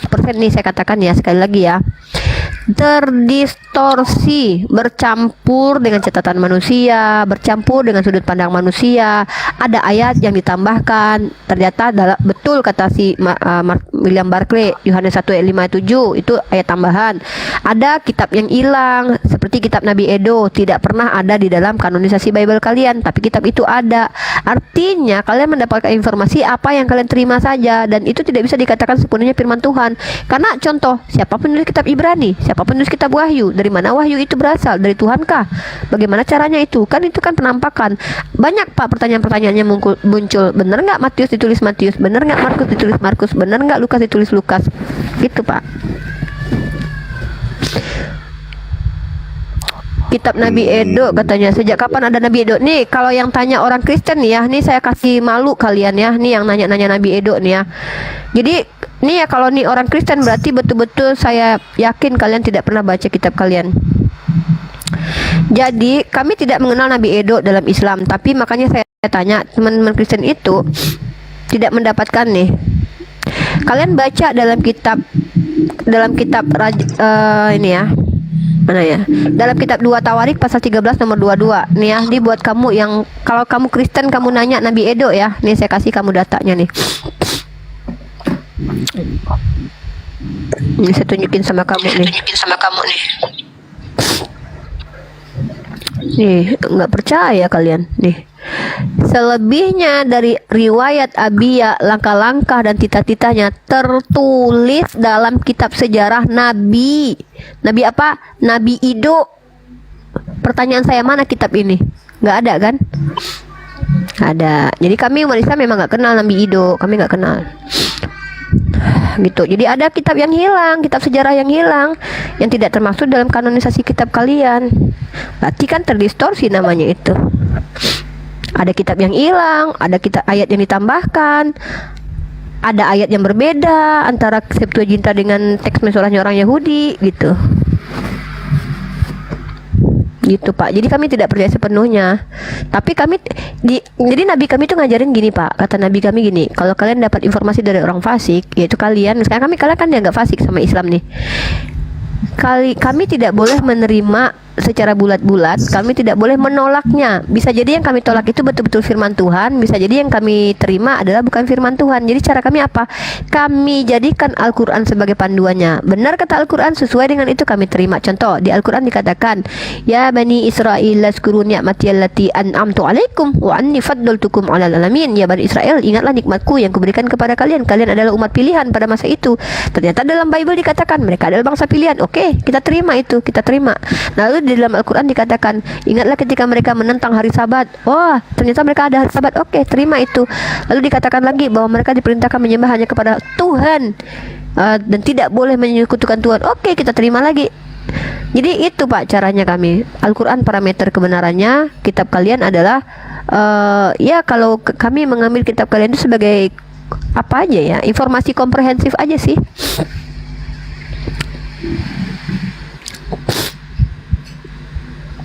Silakan Pak. Ada lagi? Jadi saya heran juga nih, kenapa nabi-nabi Islam dan nabi-nabi Kristen tuh sama namanya? Enggak sama. Enggak sama. Orang Kristen itu tidak mengimani Salomo sebagai nabi, Yakub sebagai nabi. Bahkan kalian tidak menerima nabi seperti bahkan ya dulu ya waktu belum aku kasih datanya, Tante Uti, teman-teman Kristen para apologet tidak terima Daud sebagai nabi. Pas aku tunjukin kisah para rasul, Pak, umat Islam tunjukin dalam kisah para rasul bahwa dia nabi, baru kalian terima dia nabi. Jadi Adam kami anggap sebagai nabi, sementara kalian tidak menerima dia sebagai nabi. Jadi begitu Pak. Jadi hanya saja dengan orang Yahudi ada kesepakatan kami. Orang Yahudi percaya nabi itu banyak, kami juga percaya nabi itu banyak gitu. Berarti lebih banyak nabi. Tuh, bener kan saya bilang kan Pak, teman Bapak aja tuh si Boto Roha aja dia nggak tahu tuh kalau Daud itu adalah nabi tuh. Itulah herannya saya, padahal tertulis secara eksplisit loh di kitab Anda Daud itu nabi. Dia bilang tuh Daud adalah raja katanya. Ya Allah, inilah kadang-kadang kitabnya sendiri diingkari loh. Nih saya kasih datanya nih. Aduh, padahal di PB loh, perjanjian baru loh. Bener kan saya bilang kan Pak, baru aja saya ngomong. Gak semua orang Kristen itu percaya bahwa Daud adalah nabi. Makanya saya bingung teman-teman Kristen itu kenapa sih baca kisah para rasul pasal 2 nomor 30 nih. Ini buat si Boto Roha nih. Si Boto Roha untung namanya nggak pakai L di belakangnya, si botol kan. Si Boto aja nggak apa-apa gitu. Maksud aku ya, masa kasihan banget loh aku kalau lihatnya gini loh. Masa kami yang ngajarin kalian. Kisah para rasul pasal 2 30 ya. Tetapi ia adalah seorang nabi tuh. Nah, ini siapa? Oke, kita lihat di sini KPR 230 ya. KPR 230. Kisah para rasul. Kisah para mana nih? Aduh, mana nih? KPR 230. Pasal 2 nomor 30 nih, baca nih. Itulah kadang-kadang bingung saya orang Kristen nih. Nih. Saudara-saudara, aku boleh berkata-kata dengan terus terang kepadamu tentang Daud, bapak bangsa kita. Ia telah mati dan dikubur, dan kuburannya masih ada pada kita sampai hari ini. Tetapi ia adalah seorang nabi. Mau dinafikin tuh sama Daud, sama si Boto tuh. Kadang-kadang maka saya udah bilang lah Pak, ternyata bener loh, tidak semua orang Kristen itu loh baca kitab sendiri. Bahkan ada juga loh Pak, waktu diskusi Uti Watimena yang sekarang lagi viral karena menginjak Al-Quran itu, bilang Abraham itu bukan nabi. Arum Cahaya, jangan berisik. Nah, bahkan saya yang nunjukin dalilnya bahwa yang mengatakan Ibrahim itu nabi itu bukan orang lain, bahkan Tuhan sendiri yang mengatakan bahwa Ibrahim adalah nabi. Apa? Ibu lagi live masa nggak bisa ini mau dipakai buat ini, nggak bisa gitu.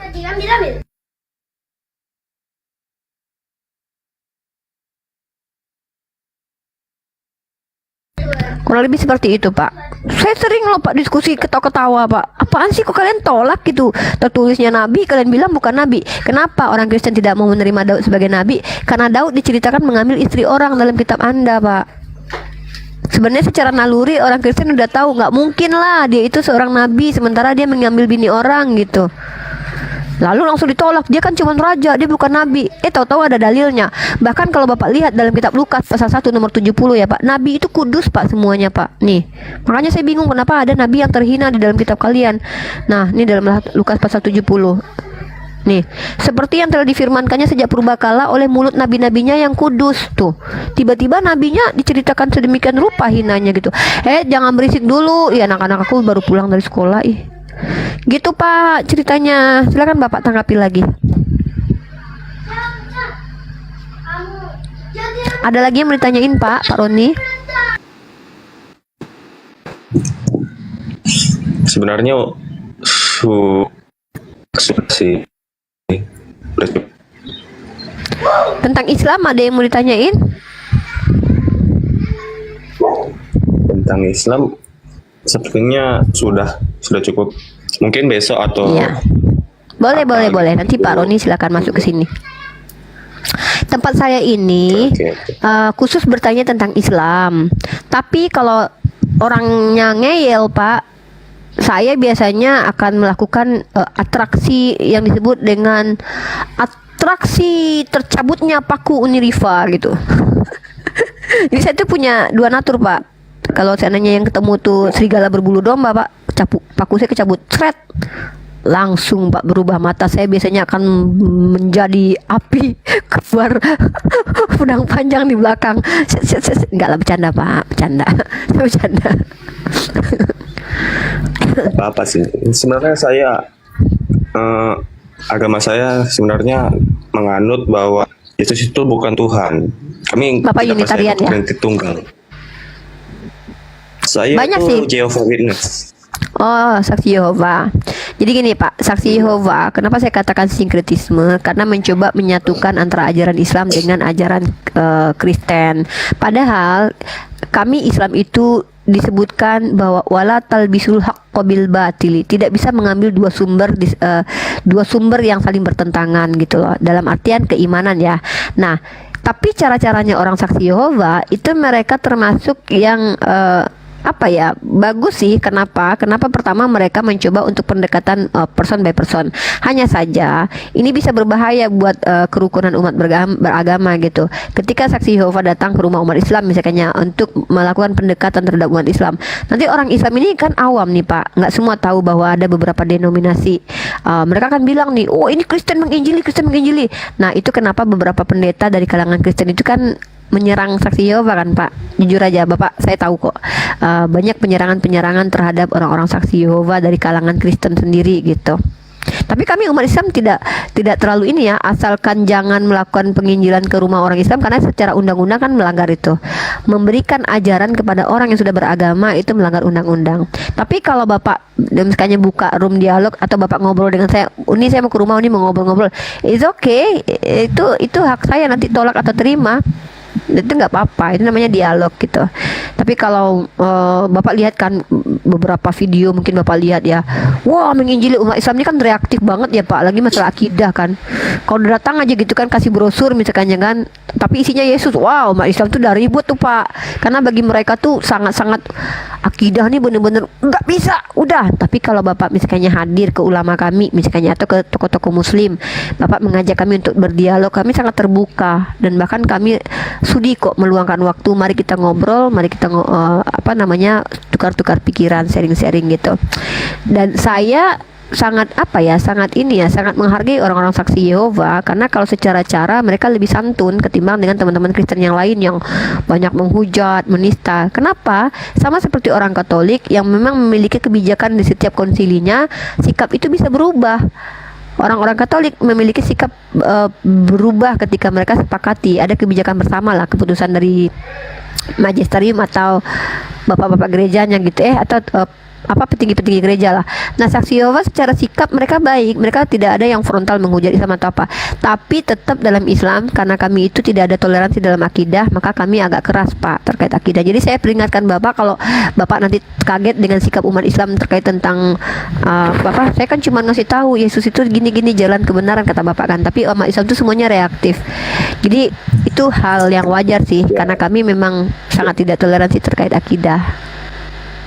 Ya, dari saya cuma tapi saya respect dengan orang-orang saksi Yehova. Iya, makasih. Jadi yang saya mau bilang nih, yang di room untuk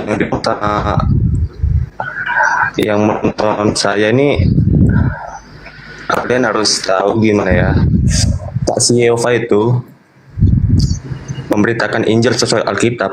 Walaupun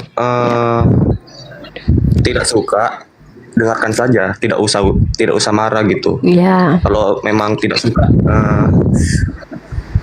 baik-baik saja gitu, supaya nyaman kami memberitakan suatu Injil. Saya paham yang Bapak rasakan. Jadi gini Pak, dalam Kristen mayoritas ada misi amanat agung menyebarkan Injil ke seluruh makhluk. Dalam Islam ada istilah dakwah dari kata da'a yang artinya mengajak, menyerukan. Makanya disebut dengan dai orang-orang yang mengajak itu. Tapi saya bukan daiyah ya. Saya seorang mahasiswi. Nah, istilah-istilah ini ada dalam agama kita masing-masing. Tapi ketika dilakukan dengan cara-cara baik, maksudnya begini, seperti yang saya katakan tadi, ayo adakan saja dialog.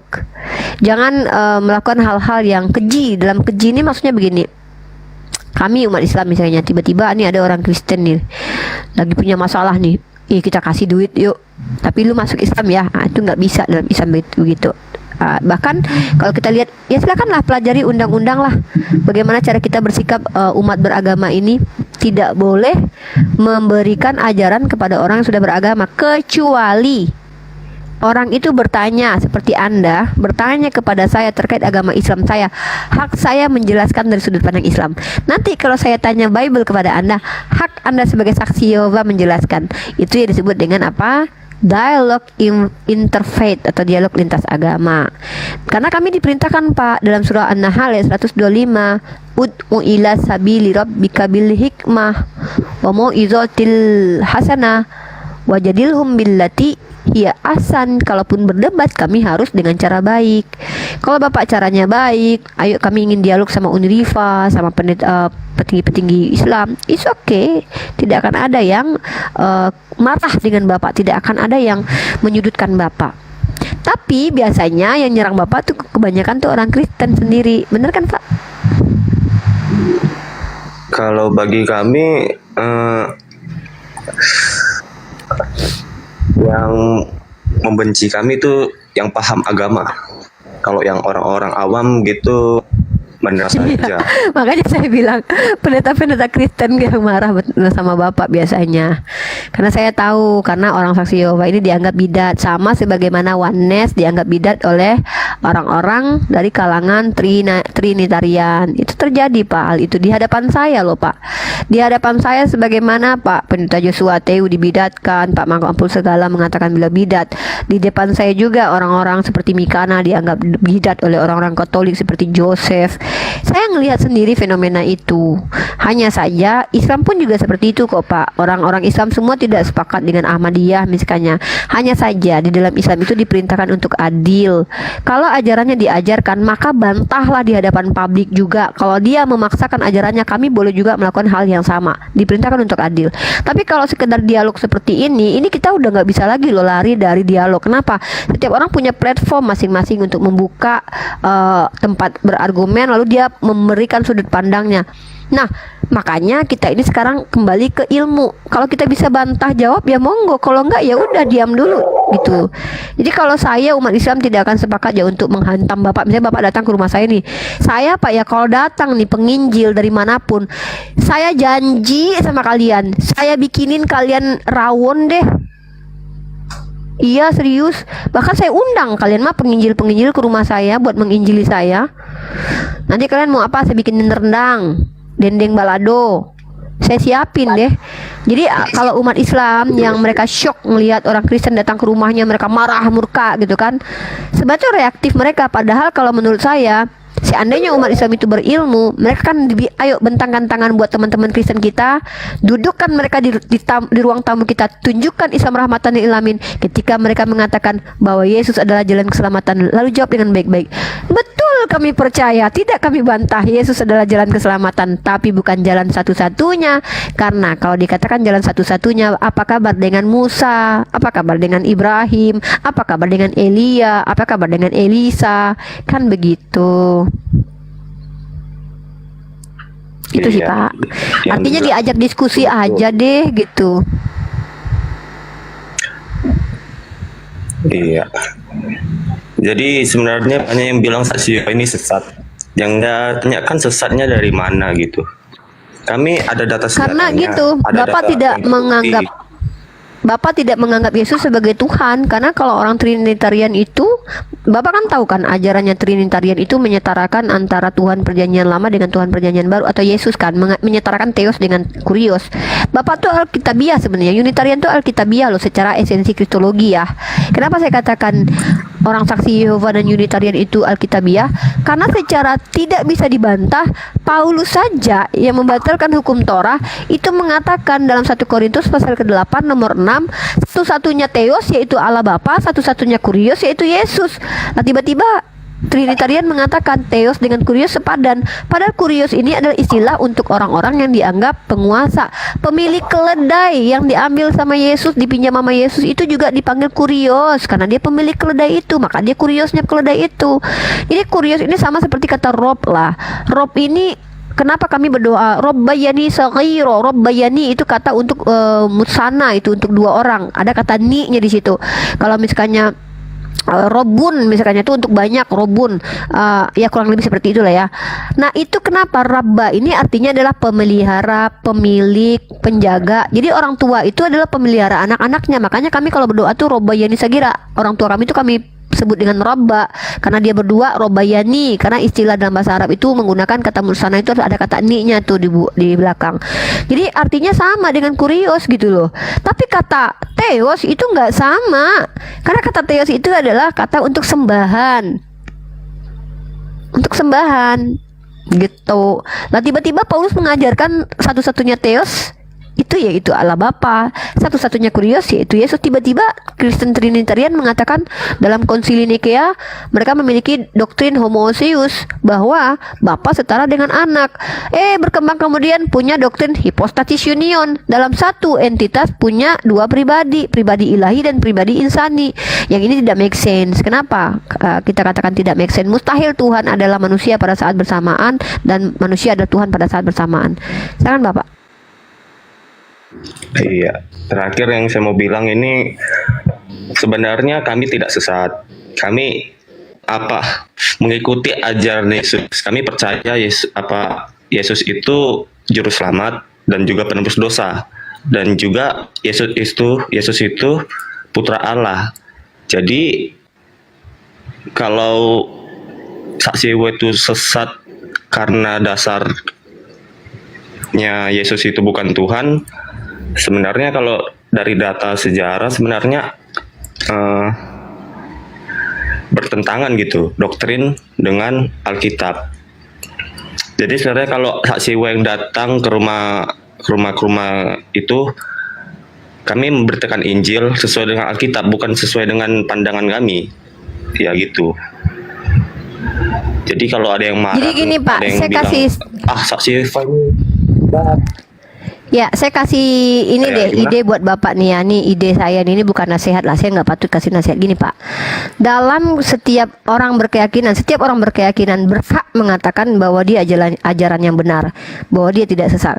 Tapi hak orang berkeyakinan juga mengatakan iman yang selain iman dia itu sesat. Nah Bapak, itu konsekuensinya kan disesatkan sama orang Kristen lain. Bapak kalau tidak merasa sesat ya jalani saja gitu.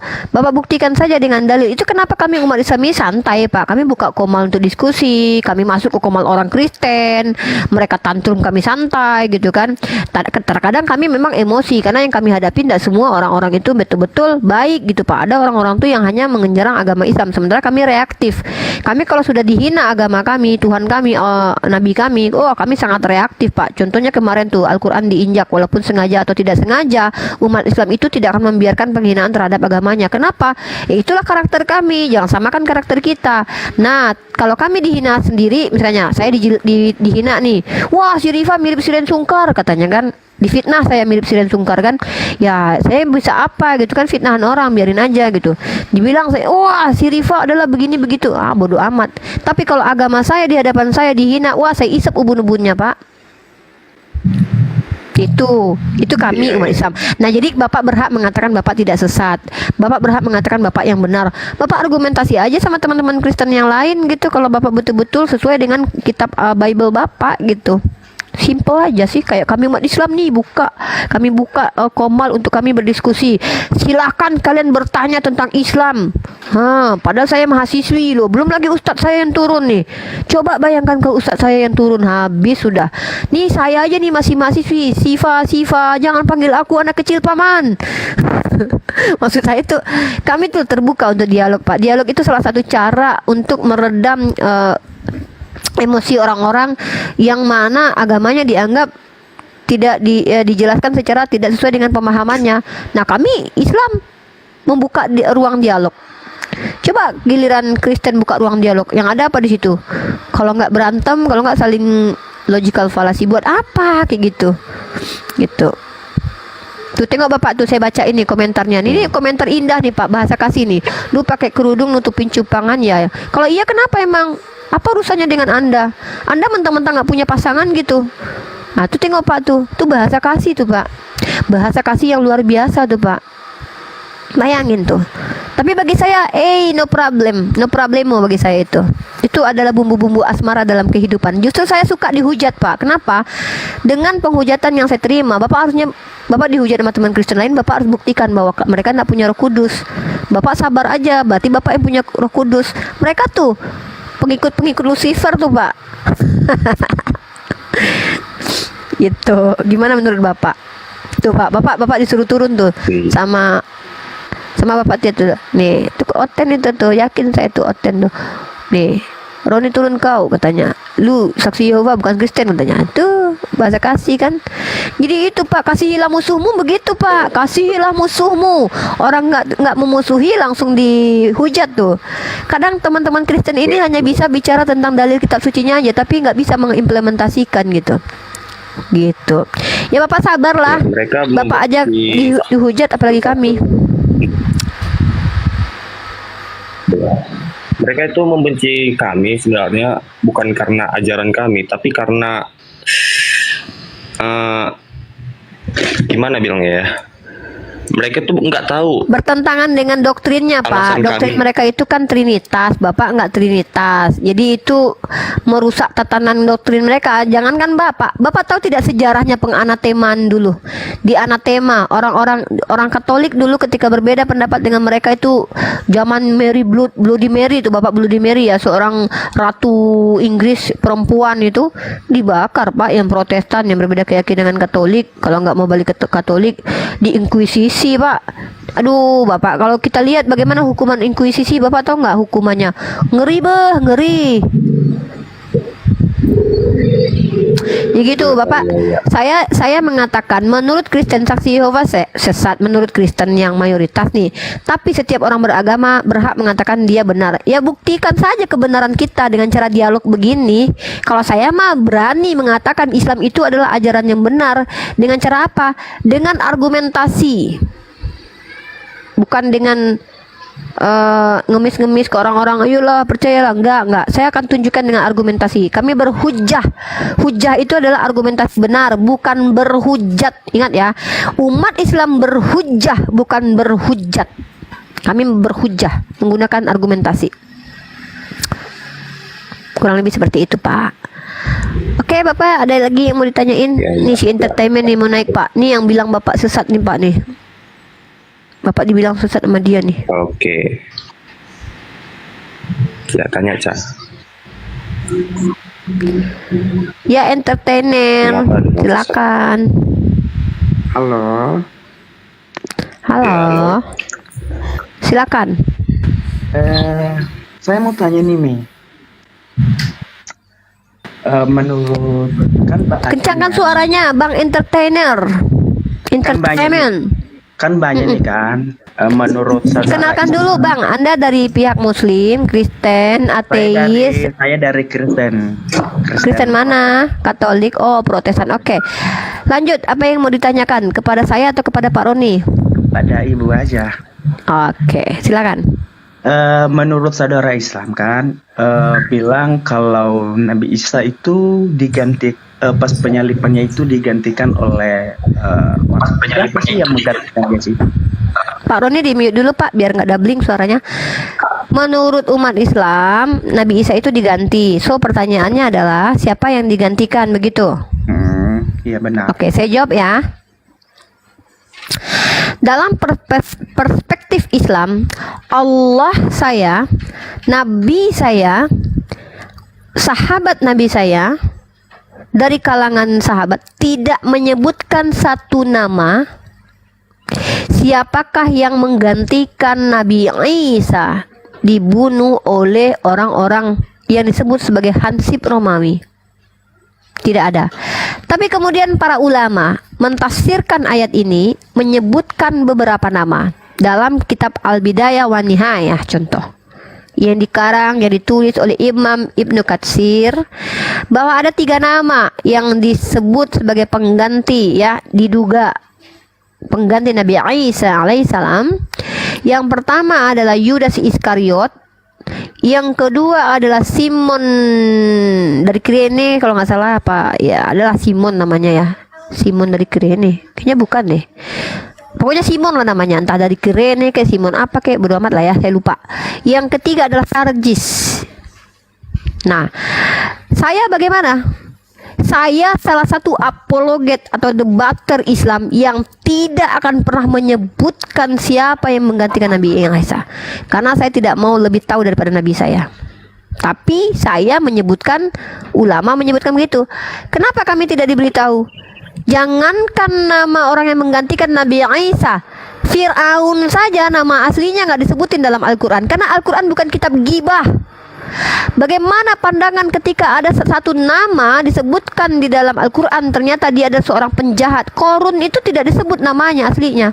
Samiri itu bukan nama asli. Samiri sebagai orang yang menyesatkan Bani Israel, tidak, bukan nama asli. Itu berasal, ada yang mengatakan itu dari orang Samaria. Artinya tidak disebutkan namanya. Kenapa? Karena Allah sebagai Tuhan yang Maha Pengasih lagi Maha Penyayang, sedangkan sekelas Fir'aun aja tidak dituliskan namanya supaya tidak jadi fitnah kepada orang yang menggunakan nama serupa. Makanya Maurice Bushell itu menyelidiki 2 mumi Mesir. Yang pertama si Ramses kedua, yang kedua muminya si, aduh namanya itu kayak Abtah gitulah ya. 2 mumi ini yang diduga hidup di zaman Nabi Musa. Tidak ada yang tahu nama aslinya. Begitu juga dengan Abu Lahab. Abu Lahab itu bukan nama aslinya. Apalagi Allah akan beritahukan yang menggantikan Nabi Isa. Kenapa orang yang digantikan Nabi Isa tidak disebutkan? Banyak asbabnya, supaya kami umat Islam juga tidak mengolok-olok orang tersebut. Contohnya ini aja, ulama bilang Yudas aja orang udah mengolok-olok Yudas, padahal kita nggak tahu Yudas itu gimana. Tapi kalau lihat dalam Bible, dia menjual Tuhan. Memang jahat sih dalam Bible, tapi belum tentu semua yang dinarasikan Bible jahat itu betul-betul jahat loh. Contoh Nabi Daud dituduh mengambil bini orang, padahal dia nabi. Nah, umat Islam itu tidak boleh memiliki sudut pandang jelek kepada manusia, itu tidak boleh kami, bahkan kepada penjahat sekalipun. Karena kami hanya sekedar diberitahukan oleh Allah. Ini yang penting apa? Wa ma qataluhu wa ma salabuhu. Tapi ada yang diserupakan seolah-olah dia dibunuh, tapi tidak terbunuh sesungguhnya. Begitu. Oh. Nah, saya mau nanya nih lagi ya, itu lanjutan dari pertanyaan saya tadi sih.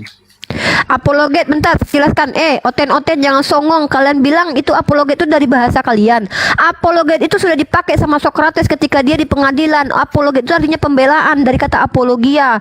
Kalian ini kadang-kadang yang ngeklaim kalian mentang-mentang apologet dipakai sama orang Kristen sebagai pembelaan iman, terus kalian bilang apologet itu kata dari kalian. Hey, makanya belajar dulu apa etimologi itu, apa terminologi. Oke, lanjut. Entertainer, apa yang mau dijawab? Nah, gini kan, jika misalnya kan seseorang itu menggantikan menggantikan Isa, kenapa sih seseorang itu, kenapa sih orang itu nggak ada, misalnya gini, dia bilang sama orang-orang yang ngomong apa, yang menyalibnya bilang gini, saya bukan Isa, gitu kan? Kenapa sih nggak ada usahanya tersebut? Oke, berarti Anda mengajak saya untuk menganalisa ya. Ini analisa adalah tafsir. Saya gunakan kitab Anda. Kenapa bisa seperti itu? Lihat dalam kitab Anda. Kenapa Simon itu diperintahkan menggantikan Yesus memikul salib? Dia tidak bilang, saya bukan Isa loh. Gue bukan Isa, ngapain gue pikul-pikul salib? Nggak ada dia bilang gitu. Tapi dia pikul salib kan? Iya, masalahnya gini kan, yang kan diserupai gitu kan, menyerupai, berarti orang itu bilang kan. Iya, dengar dulu poin saya. Dengar loh, kita bicara secara analisa. Kan memikul itu kan karena memang dia, karena dia apa? Karena dia memang pengikut Yesus ya, di apa? Nah, di Kristen coba, kenapa? Karena dia menjadi pengikut pengikut Kristen di Anda tahu tidak yang disalib itu bicara apa? Eli Eli lama sabaktani katanya. Dia teriak tuh, Tuhanku Tuhanku mengapa engkau tinggalkan aku? Itu juga menjadi analisa kemudian. Kalau seandainya Yudas misalnya disalib tuh, wajar dia berkata kok, kenapa kau tinggalkan aku Tuhanku? Karena dia menyesal telah menjual Yesus. Jadi wajar. Jadi makanya ada informasi-informasi yang berseliweran terkait tentang penyaliban Yesus dalam buku ini. Ada yang mengatakan yang disalib adalah insaninya Yesus, ilahinya lagi ngobrol dengan Yohanes di dekat bukit Golgota. Itu termasuk dalam surat Yohanes yang dijadikan apokrifa oleh orang-orang Kristen, dan itu berseliweran di abad 130 Masehi tertulisnya surat itu. Artinya informasi terkait penyaliban Yesus itu berseliweran. Nah, kalau Anda bertanya, kenapa orang itu nggak ngaku, gue bukan Yesus loh. Dari mana Anda tahu kalau dia tidak rela demi Yesus? Bukankah ada yang rela demi mengikuti mengikuti junjungannya, dia rela mati misalnya, seperti pengakuan Petrus walaupun dia menyangkal, kok aku akan membela, aku akan mati demi Yesus. Tahu-tahu dia menyangkal tuh. Jadi Anda pikir semua murid seperti itu? Memang murid Yesus ini gagal total ya, beberapa orang contoh gitu. Mereka kabur ketika Yesus ditangkap gitu. Tapi buktinya Simon aja menggantikan posisi Yesus kan, memikul salib. Dan tidak ada orang yang melihat dari dekat, melainkan ditulis murid yang dikasihi Yesus melihat dari dekat. Nggak ada satupun orang Kristen, melainkan itu tafsir. Kalian katakan itu Yohanes yang berada di situ, padahal tidak disebutkan namanya. Jadi semua tentang penyalipan Yesus kalian berdasarkan tafsiran. Contoh, ada ayat 2, ada ayat kontradiksi. Di kitab lain dikatakan Maria Magdalena berdiri dari dekat salib. Tiba-tiba di kitab lain dikatakan berdiri jauh dari salib. Mana yang betul? Makanya saya katakan tentang penyalipan Yesus ini nggak bisa dikatakan sesuatu yang absolut benar, karena tidak ada orang yang betul-betul melihat. Karena gini Bu, karena orang yang sedia mengorbankan nyawanya bagi sesuatu yang diyakininya itu sebagai kebenaran, bukan sebagai kebohongan. Misalnya Ibu bilang tadi kan Bentar dulu, parameter kebenaran begitu menurut Anda. Jadi kita definisikan dulu kebenaran. Kebenaran itu adalah ketika orang mengklaim yang dikatakannya benar. Kenapa Anda tidak terima Pak Roni mengatakan saksi Yehova benar? Anda terimalah. Bukan masalah itu. Nah, kan? Yang saya bilang gini, orang yang rela mengorbankan nyawanya itu berdasarkan kebenaran, bukan dengan kebohongan. Misalnya gini kan, dibilang digantikan Isa, itu masih belum pasti kan, masih belum pasti siapa yang menggantikan, itu termasuk kebohongan. Kebohongan kita definisikan kebohongan dulu ya. Apa yang dimaksud dengan kebohongan? Kebohongan itu memanipulasi. Aduh, lupa aku. Ya Allah, lupa aku. Serang Jul. Ya Allah, saya ada janji mau live di YouTube.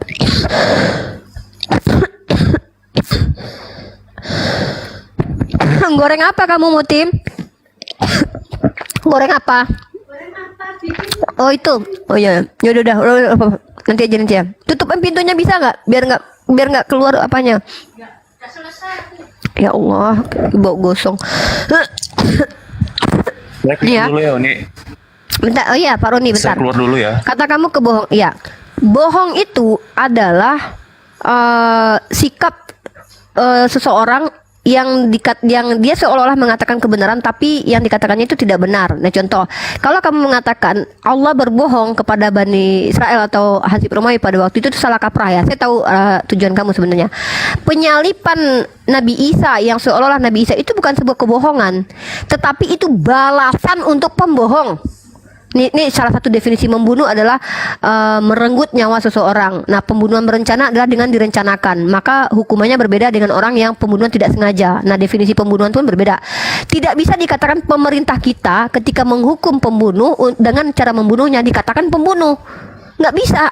Jadi kamu tidak bisa mengatakan Allah itu berbohong, penyalipan penggantian itu berbohong, karena itu hukuman bagi mereka yang melakukan makar kepada Allah. Mereka membohongi Nabi Isa, mereka mau melakukan kebohongan terhadap Tuhan. Mereka dibalas secara serupa. Makanya dikatakan ketika mereka mau menipu Allah dan menipu para nabi, maka Allah membalasnya. Jadi kamu tidak bisa menyamakan hal itu, kamu harus belajar dulu. Nah, saya misalkannya ketika mungkin janganlah contohnya begini misalkannya. Iya samalah kamu baca dulu kitab Nahum 1 ayat 2. Coba, Tuhan itu pembalas. Tuhan itu penuh dengan amarah. Apakah kamu mau mengatakan Tuhan itu pemarah? Tidak. Dia marah karena dia melihat hamba-hambanya yang jahat. Maka dia itu adalah efek dari apa yang dilakukan hambanya. Lalu kamu mau mengatakan Tuhan itu pemarah? Ya terserah kalau kamu mau mengatakan seperti itu. Nah, Tuhan membunuh suku Amalek karena orang suku Amalek itu tidak mau menyembah kepada Tuhannya Bani Israel. Apakah kamu mau mengatakan Tuhan pembunuh? Tentu tidak bisa seperti itu dituduhkan kepada Tuhan. Jadi ketika kamu mengatakan itu adalah tipuan, siapa bilang? Dari mana kamu tahu kalau itu tipuan? Makanya saya tidak berani menyebutkan antara 3 nama ini. Bisa jadi itu adalah sebuah memang pilihan dari murid Yesus karena dia mencintai Yesus, itu tidak bisa dikatakan bohong. Dan yang tertipu adalah orang-orang yang memang penjahat pada waktu itu, orang yang ingin membunuh Yesus. Lalu Allah menyelamatkan orang ini dengan cara apa? Membuat orang lain terlihat seolah disalib. Bahkan kalau kamu baca ya, nih saya sini nih, kitab kamu sendiri. Aduh ya ampun si Julius. Bentar. Aduh ke distract aku Jul. Nih saya kasih sama kamu data ya. Nih ya, kami itu berdasarkan literasi nih, kamu baca nih. Kamu baca kitab Kejadian pasal 18 nomor 25. Ini ketika Abraham sedang nego dengan Tuhan Bani Israel. Apa katanya? Jauhlah kiranya daripadamu untuk berbuat demikian, membunuh orang benar bersama-sama orang fasik. Sehingga orang benar itu seolah-olah sama dengan orang fasik. Jadi orang baik itu seolah-olah orang jahat dan dibunuh. Nah, jauhlah kiranya yang demikian daripadamu. Masa hakim segenap bumi tidak menghukum dengan adil? Nah, kalian percaya orang benar yang bernama Yesus ini seolah-olah disalib dan terkutuk di tiang salib, karena orang yang mati di tiang salib kan terkutuk. Seolah-olah dia berdosa, menanggung dosa orang-orang jahat.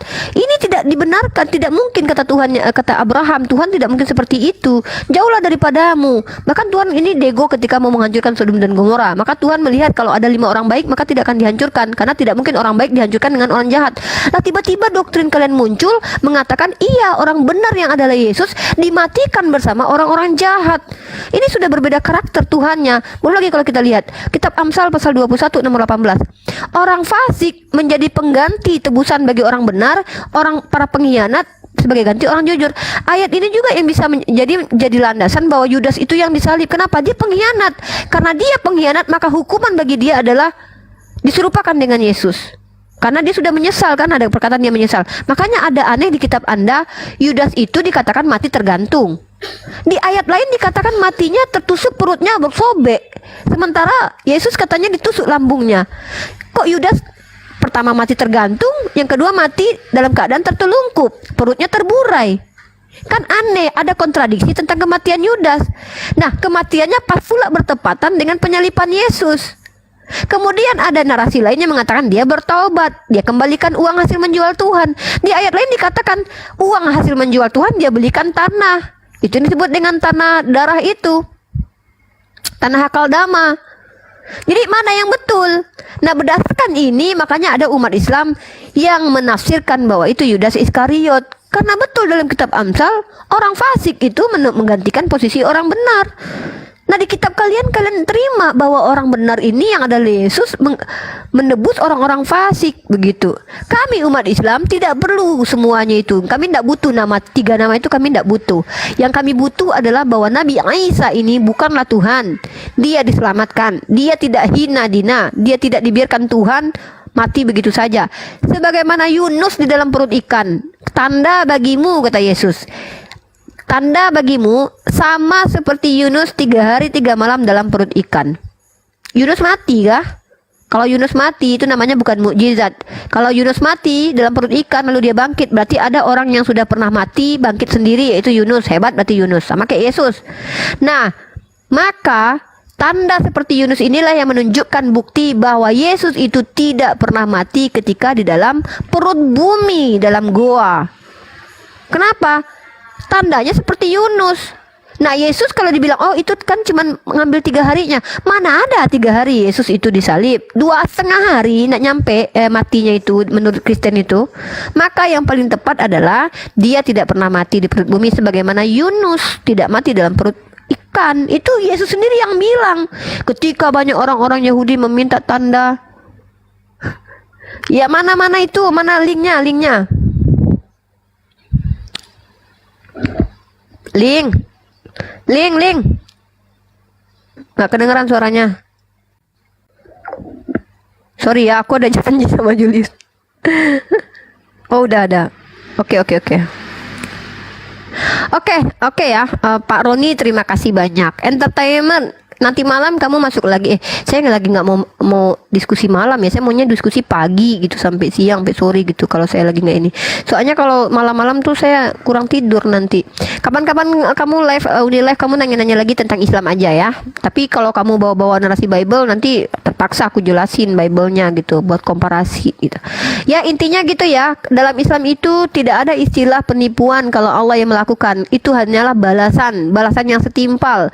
Pembunuh dibalas dengan dibunuh, penipu dibalas dengan tertipu sendiri gitu ya. Jadi tidak bisa kita katakan Tuhan itu penipu dan Tuhan itu pembunuh. Tetapi kalau kalian katakan Tuhan penipu, nah maka kembali lagi yang ditipu siapa? Apakah orang baik seperti Yesus yang ditipu Tuhan? Tidak. Karena kamu juga baca kitabmu entertainment.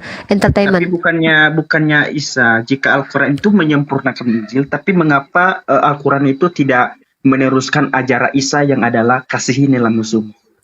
Nah, masalah kasihi musuhmu ini, yakin itu ajaran Nabi Isa? Iya.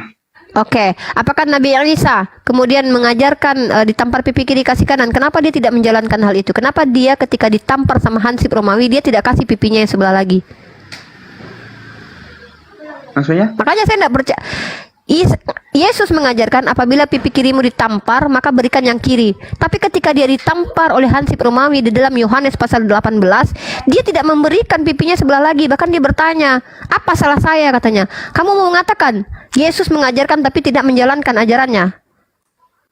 Makanya saya tidak percaya kasihi musuh itu ajaran dari Nabi Isa. Kenapa? Karena kan saya tidak percaya seluruh kitab kamu. Ajaran Yesus itu mengatakan, barang siapa saudaramu yang mengatakan kafir masuk ke dalam mahkamah agama, dihukum, dihakimi. Itu ibaratnya sebenarnya. Itu ibaratnya. Ya kalau ibarat dari mana kamu tahu kalau kasihi musuhmu itu bukan ibarat? Enggak. Kamu tahu tidak? Yesus.